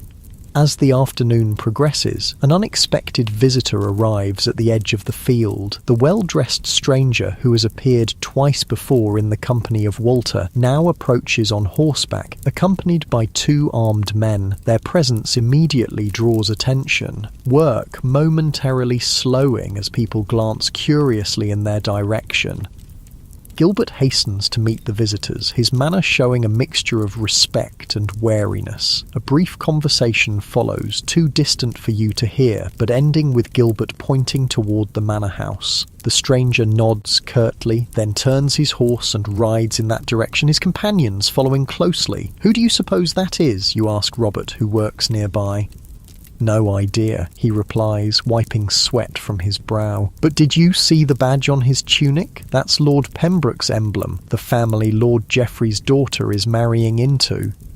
This information adds a new dimension to the stranger's repeated appearances. With the wedding approaching rapidly, it makes sense that representatives from the groom's family would be present. Yet something about the man's manner and Walter's reactions to him suggests more complex matters than simple celebration preparations. The mystery has no immediate resolution, however, as the harvest demands full attention until sunset. By the time work ends for the day, the visitors have departed and the village returns to its usual inhabitants. That evening, as your family gathers for the meal, your father shares news heard during the day's labour. "The wedding has been postponed by 3 days, he announces. "Lord Geoffrey sent word this afternoon. The ceremony will now take place after the completion of harvest." "A wise decision," your mother comments, serving the pottage, "though I wonder how the bride feels about the delay." "Noble marriages are arrangements of property and alliance more than matters of feeling," your father responds with the practical wisdom of his class. A few days' postponement changes nothing of importance. For the common folk of the village, the delay means a brief respite from the dual pressures of harvest and wedding preparations. The focus can remain singularly on gathering the crops while weather permits, with celebration duties to follow afterward. Later, as darkness settles over the village and your family prepares for sleep, a knock sounds at the cottage door. An unusual occurrence at this hour, your father answers cautiously, then steps back to admit Father Matthew, whose presence at this time suggests matters of significance. "Forgive the late intrusion," the priest says, declining the offered seat with a small gesture. "I bring word from the manor. Lord Geoffrey requests additional workers for a special harvest tomorrow, the new wheat field near the river that was planted as an experiment in spring." This request represents an additional burden beyond the already strenuous harvest schedule, but refusal is not a realistic option. Your father nods his understanding. "How many workers?" "One strong person from each household," Father Matthew replies. "Those with special skills in reaping are particularly requested." Your father glances toward you, consideration in his expression. "You're young, but have demonstrated good technique with the sickle during the current harvest." After a moment, he turns back to the priest. "Thomas will go. He has a steady hand and works carefully." Father Matthew nods approval. "Good. The work begins at first light. At the river field, the steward will direct operations." He departs shortly afterward, continuing his rounds to other households with the same message. Being selected for this special harvest carries both honour and burden. The experimental wheat field represents Lord Geoffrey's interest in agricultural innovation, a small plot planted with new seed obtained at considerable expense from a merchant with continental connections. Its success or failure could influence future planting decisions for the entire manor.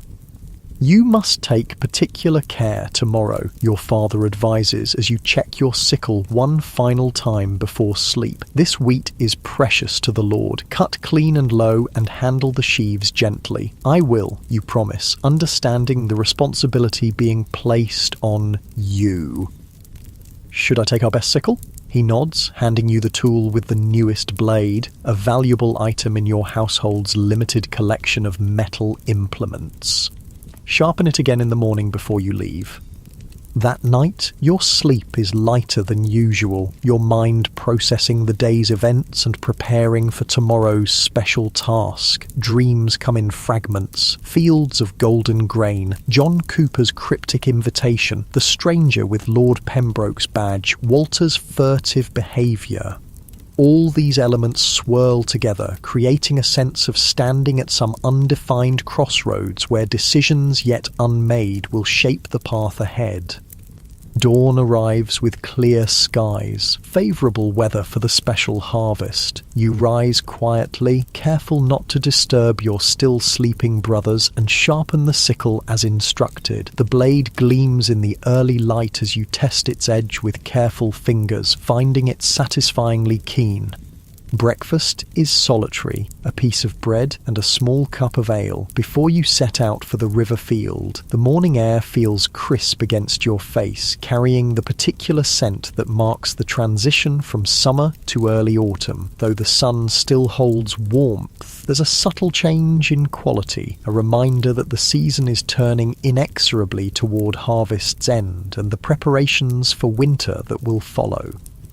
As you walk the path beside the meandering river, your mind turns again to John Cooper's invitation and what it might signify. Could it relate to Emma, to some opportunity for work or advancement? The possibilities are both exciting and slightly intimidating, representing potential changes to the stable pattern of your existence.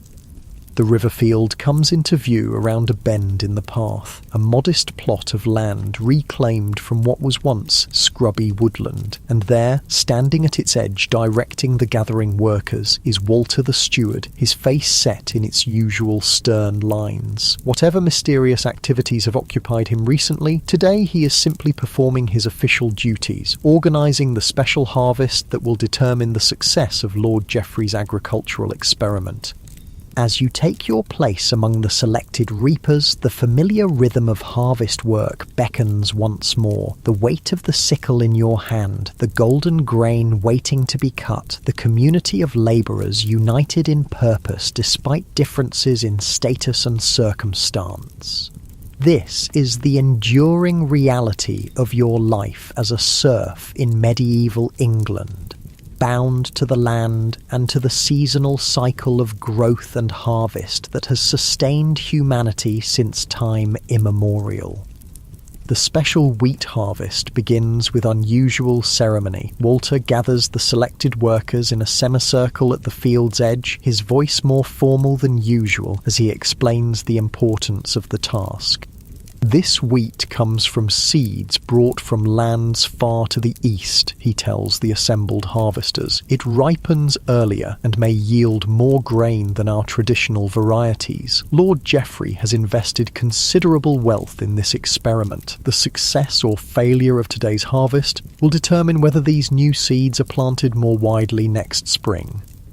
You study the standing wheat with fresh interest. To your eye, it appears similar to the familiar crops you've harvested before, golden stalks topped with seed heads nodding gently in the morning breeze. But apparently, this ordinary-looking grain represents something potentially valuable for the entire manor's future. Each reaper will take a section 10 paces wide, Walter continues, gesturing to the field. Cut carefully, close to the ground. We must save every grain for assessment.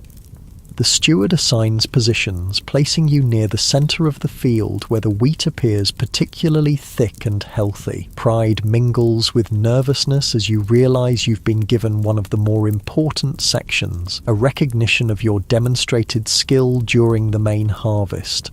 As you take your place and prepare to begin cutting, you notice that Walter himself will be overseeing the work directly rather than delegating to the reeve as is usual. His attention seems especially focused on recording the yield, with a clerk from the manor house standing ready with parchment and quill to note the number of sheaves gathered from each section. The harvesting begins on Walter's signal, a dozen sickles flashing in the morning sun as they swing through the golden stalks. You concentrate fully on your technique, making each cut clean and precise. The familiar rhythm establishes itself quickly. Grasp, swing, cut, place, step forward, and repeat. But you maintain greater care than usual, ensuring that no stalks are broken unnecessarily and no grain is lost to careless handling.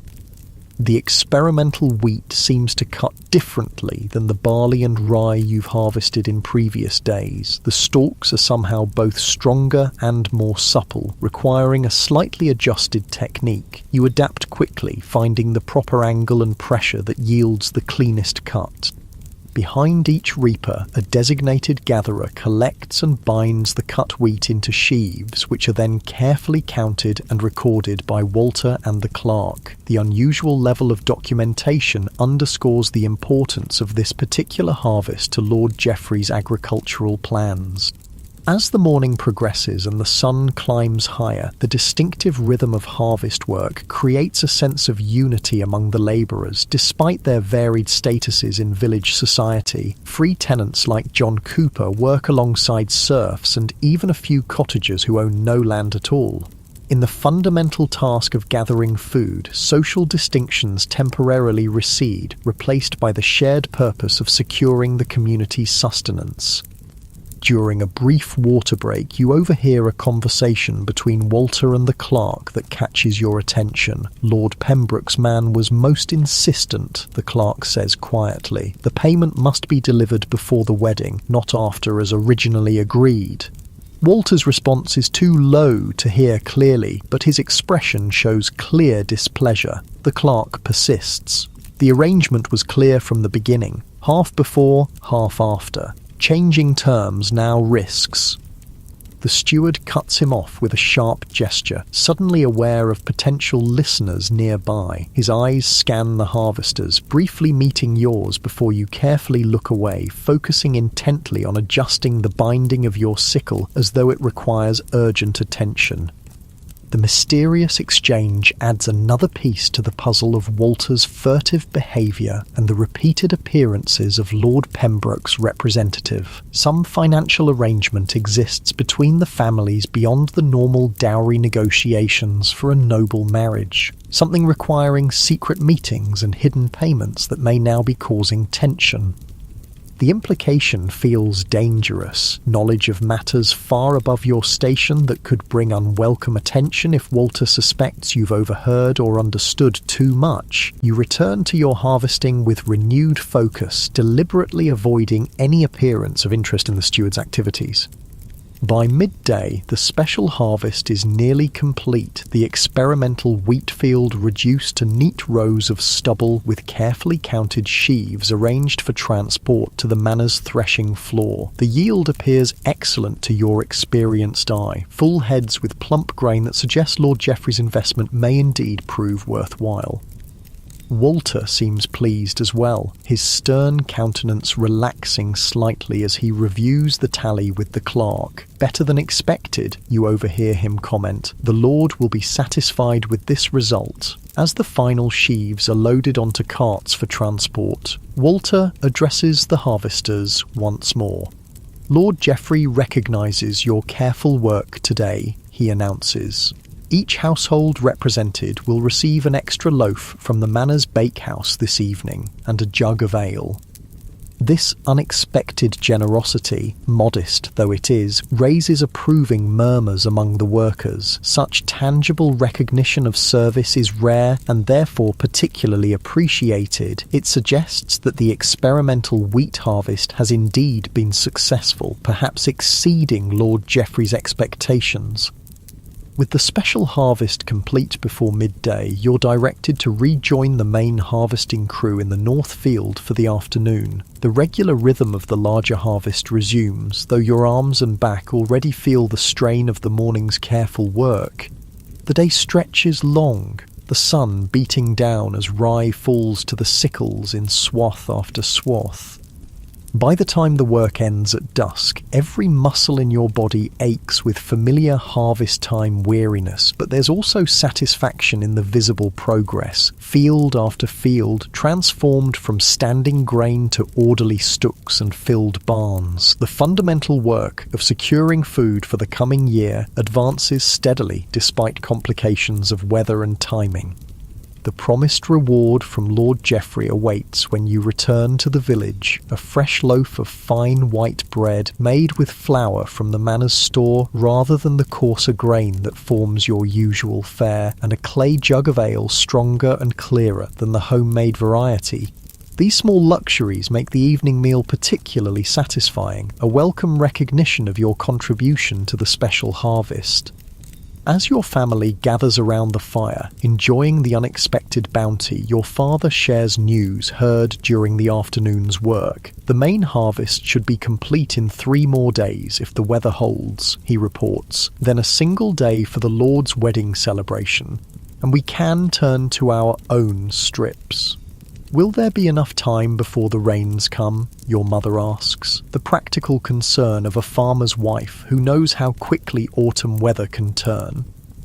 Your father nods confidently. Our plots are small enough to manage quickly once we can give them full attention, and John Cooper has offered the use of his spare sickle for Will, so we'll have 3 cutting at once. This mention of John Cooper reminds you of the pending invitation to visit his cottage after the harvest. Do you think he'll still want to speak with us, given how busy everyone will be with their own harvesting, you ask? If John Cooper says he wishes to speak, he means it, your father answers. The man doesn't make idle invitations. The subject drops there, but remains present in the undercurrents of family conversation throughout the evening. Whatever John Cooper wishes to discuss, it clearly holds enough importance to occupy your parents' thoughts despite the pressing concerns of harvest time. The next 3 days pass in the relentless rhythm of harvest work, cutting, gathering, binding, stooking, carting. The weather remains favourable, with clear skies and moderate temperatures ideal for the task. Gradually, field after field falls to the harvester's sickles, Lord Geoffrey's crops secured for the coming year. Throughout this period, preparations for the wedding continue alongside the agricultural labour. Hunting parties bring in deer and boar from the forest to supplement the manor's stores of meat. The brewhouse works at full capacity, producing ale and beer in quantity sufficient for the anticipated festivities. Baking begins in the manor's kitchen, with loaves of fine white bread and pastries made with precious sugar and spices imported at great expense. On the final day of the main harvest, as the last sheaves are being loaded onto carts, Walter makes an announcement to the assembled workers. Lord Geoffrey extends his thanks for your diligent service, the steward declares. The harvest has been bountiful and the granaries are well filled. Tomorrow all are invited to attend the wedding celebration of Lady Eleanor to Sir William of Pembroke. Following the ceremony, in the church, there will be feasting on the village green with meat and ale provided by the Lord's generosity. This news is received with genuine enthusiasm, despite the exhaustion of harvest work. A noble wedding represents a rare opportunity for communal celebration and better food than most villagers see from one season to the next. Even those too tired to fully appreciate the prospect of dancing and games can look forward to the feast itself. That evening, as your family prepares for sleep, there's an air of anticipation that temporarily overshadows the bone-deep weariness of harvest labour. Your mother inspects your better tunic, making a few quick repairs to ensure it's suitable for the important occasion. Your younger siblings chatter excitedly about the promised treats and entertainments, their imaginations fired by stories of previous celebrations from older villagers. For your own part, thoughts of Emma Cooper and the potential significance of her father's invitation compete with curiosity about the wedding festivities. Tomorrow represents a pivotal day, not just for Lady Eleanor and her noble bridegroom, but perhaps for your own future as well. Sleep comes despite these thoughts. Your body's need for rest, overwhelming mental activity after days of intense physical labour. The darkness of the cottage, broken only by the dying embers of the fire, enfolds your family in its peaceful embrace.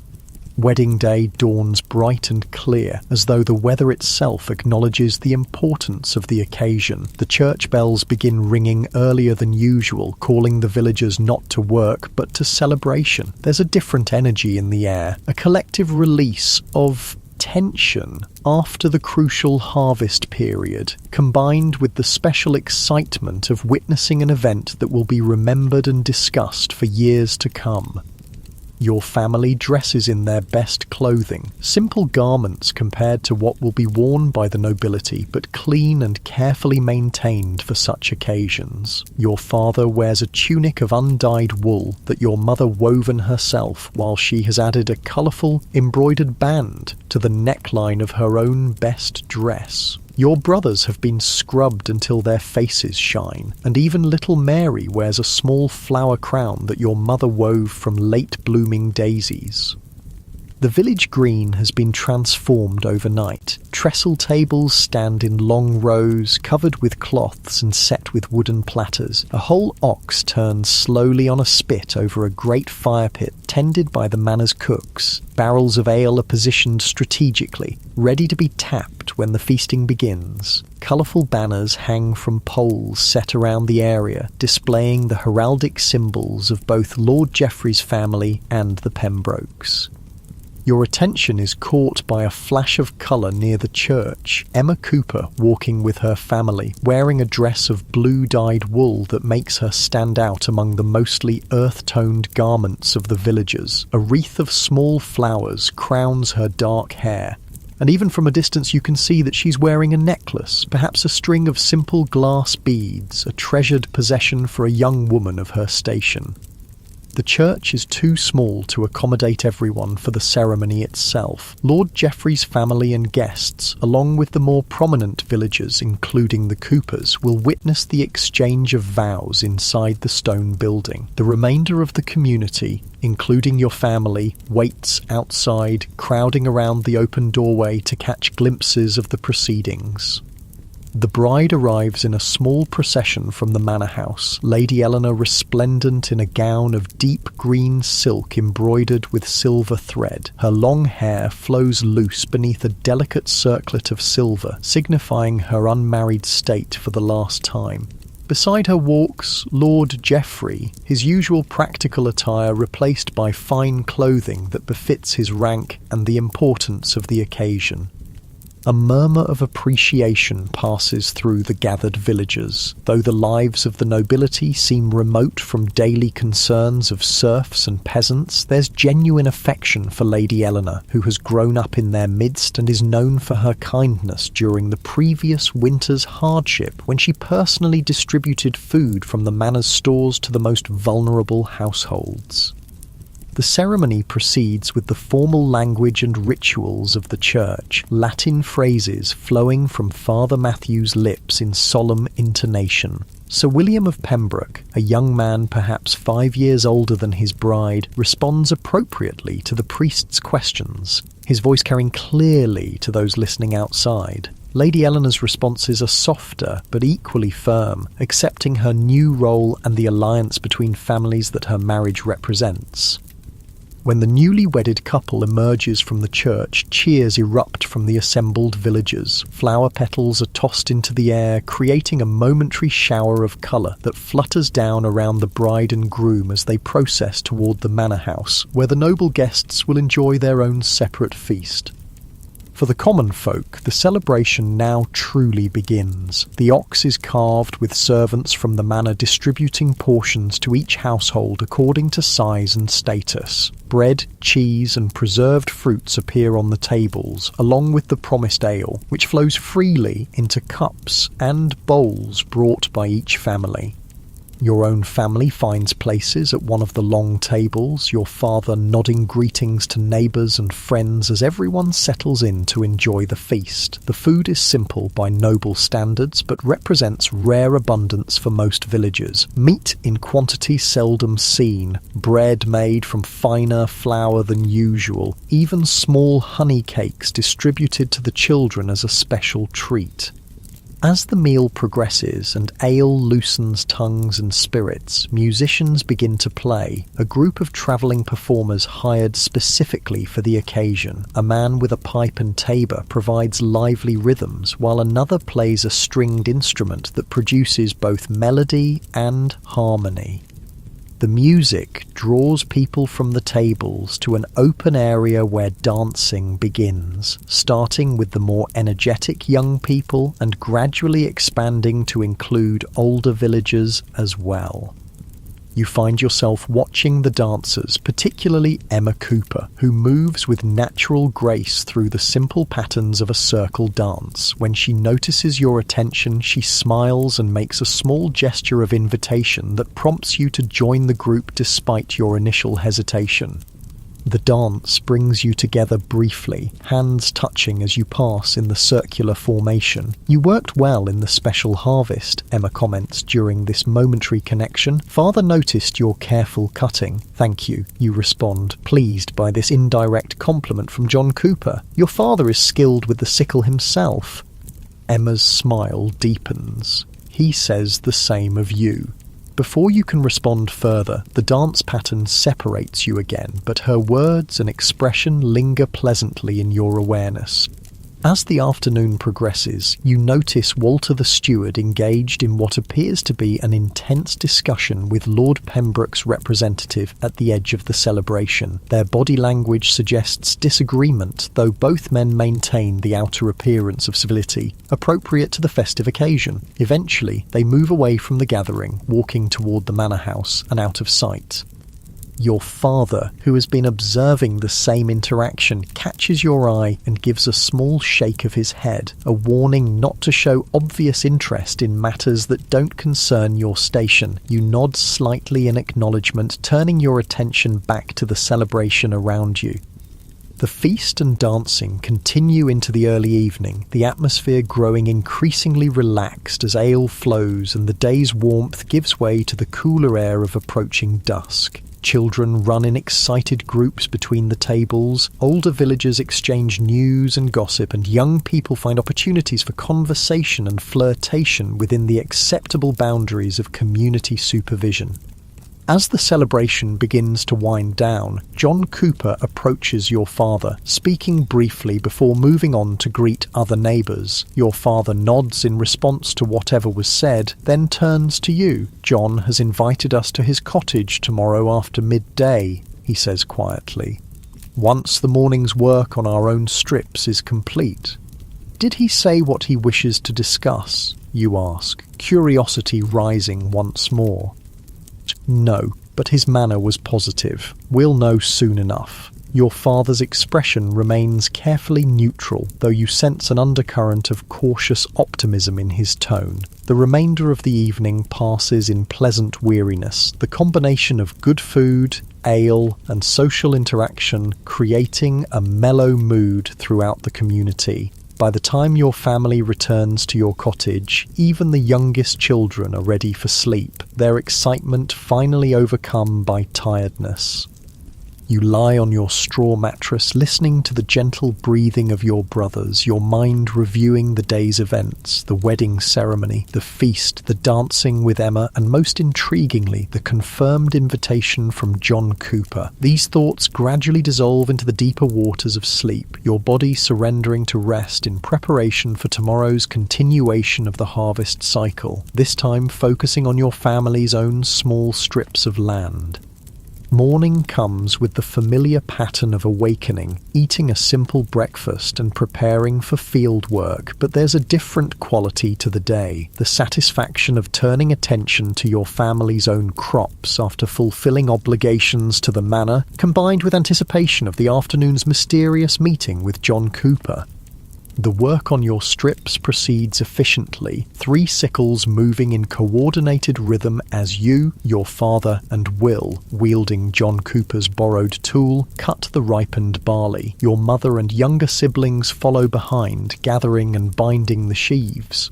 The area is small compared to the manor's great fields, just enough to supplement the portion you receive for your labour service and help carry the family through the winter months. By midday, nearly half the crop has been cut, a satisfying achievement that allows for the planned visit to the Cooper household without compromising the harvest schedule. Your father checks the position of the sun, then nods decisively. Time to clean ourselves up a bit, he says. We don't want to appear before John Cooper looking like we've been rolling in the fields, even if that's precisely what we've been doing. This small joke, rare from your usually serious father, indicates his good mood, despite the uncertainty of the upcoming meeting. You both wash hands and faces at the rain barrel behind your cottage and change into relatively clean tunics kept for such occasions. The Cooper home stands apart from the cluster of serf cottages located on the other side of the village green near the smithy. It's larger than your family's dwelling, with a proper wooden floor rather than packed earth and glass in one of its windows, a significant luxury that reflects the family's status as free tenants rather than bound serfs. John Cooper greets you at the door with formal courtesy, inviting you into the main room where Emma and her mother are seated at a table covered with a clean cloth. A small jug and cups have been set out, another indication that this meeting holds importance beyond ordinary social interaction. "Please, sit," John invites, gesturing to stools placed across from his wife and daughter. As you and your father take the offered seats, Emma offers a small smile of greeting, though her expression suggests she's as curious about the purpose of this gathering as you are. John pours a dark liquid from the jug into the cups. Not ale, but something else, perhaps the cider that the Cooper family is known to make particularly well. Once everyone has been served, he settles onto his own stool and clears his throat slightly. "Thomas has shown himself to be a young man of good character and considerable skill," he begins, addressing your father but glancing briefly in your direction. "His work during the harvest demonstrated care and diligence beyond his years." Your father nods acknowledgement of the compliment but remains silent, waiting for John to continue. "As you know, I've been considering taking on an apprentice for some time," John continues, "someone to learn the trade of wheel making alongside my work as a tenant farmer." This revelation causes a small surge of excitement within you. John Cooper's skill in crafting wheels for carts and wagons is well known in the area, providing him with income beyond what his farming produces. The ability to make and repair wheels represents a valuable trade, one that could potentially offer a pathway to greater prosperity and perhaps even freedom from the bonds of serfdom.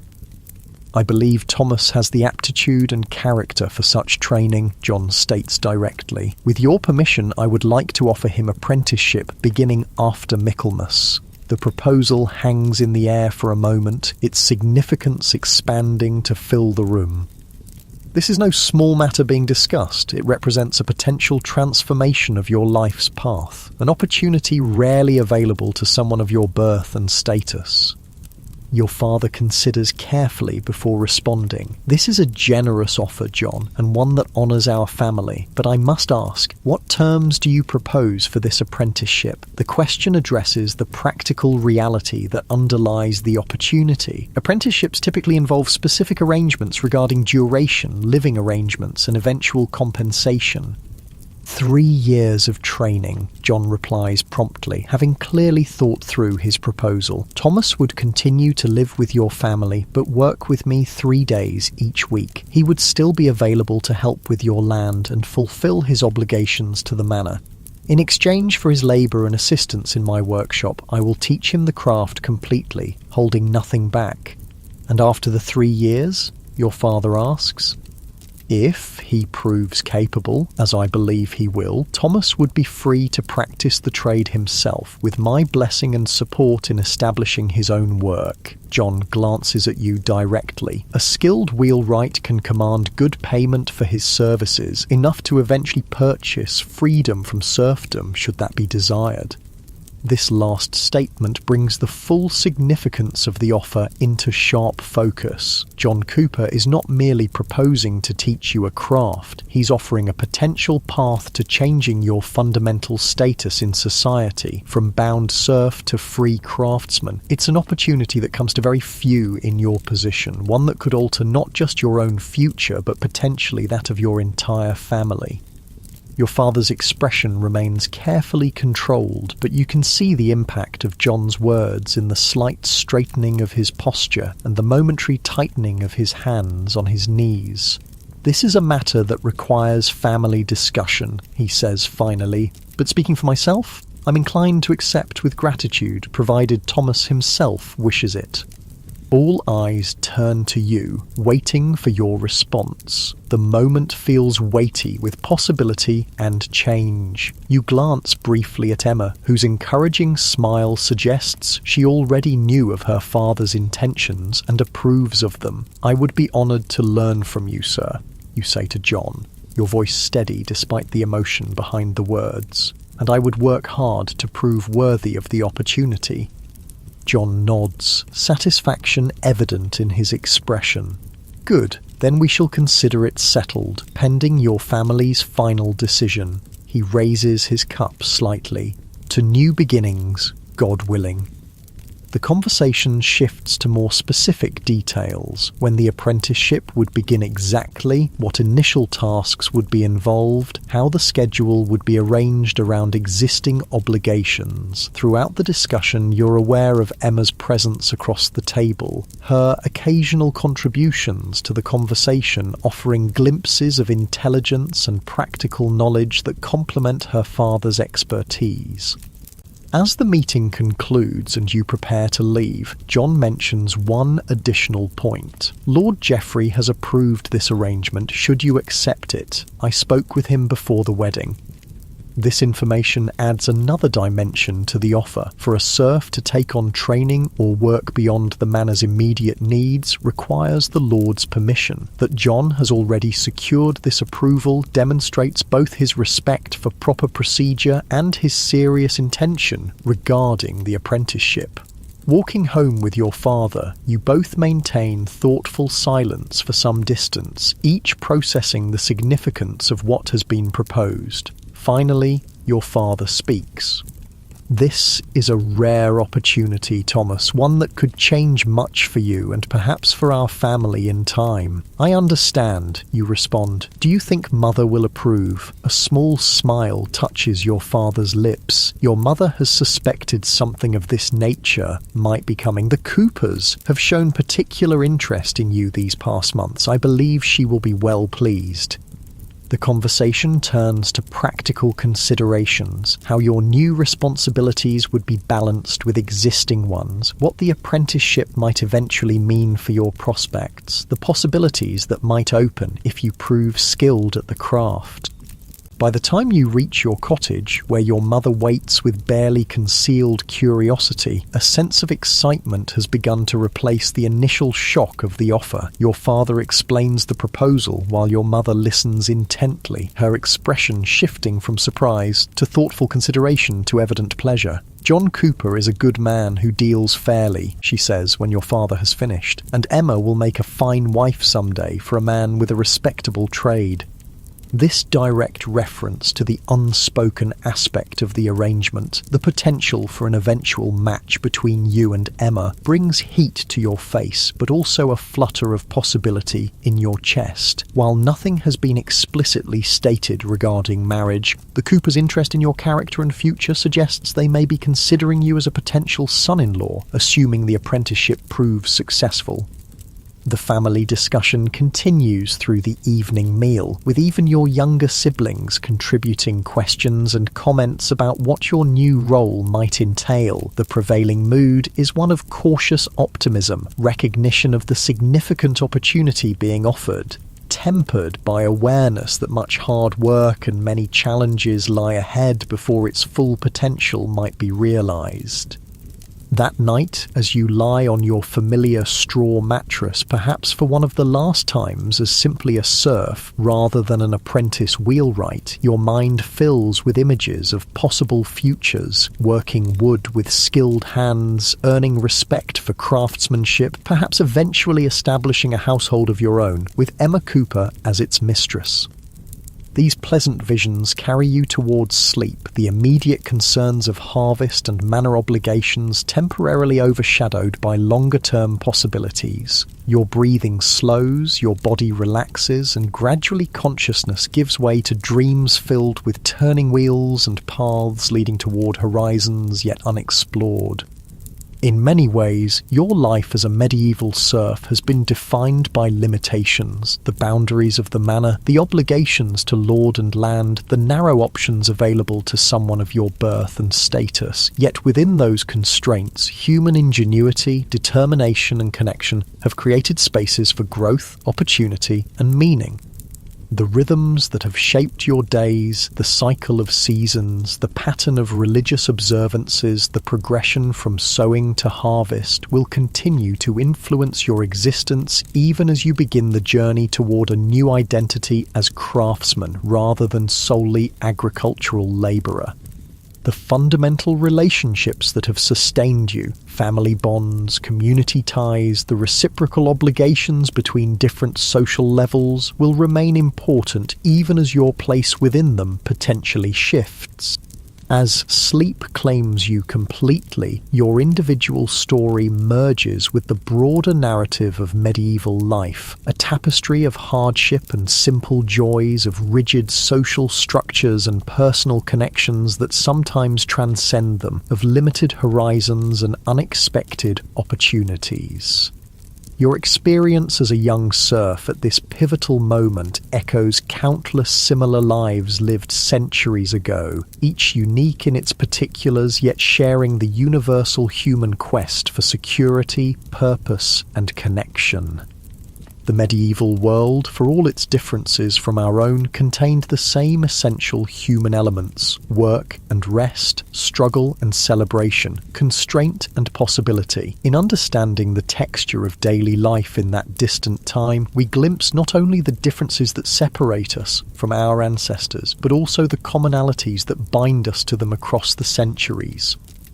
As darkness enfolds the sleeping village, the stars wheel slowly overhead, marking the passage of time in rhythms that would be familiar to eyes from any era. Tomorrow will bring another day of harvest work, the next step in the ancient cycle of growth and gathering that has sustained humanity since we first learned to cultivate the earth. And for you, it will bring the continuation of a personal journey that, while shaped by the specific conditions of medieval serfdom, reflects the universal human experience of finding one's path within the circumstances life provides. Sleep now and dream of wheels turning toward new horizons.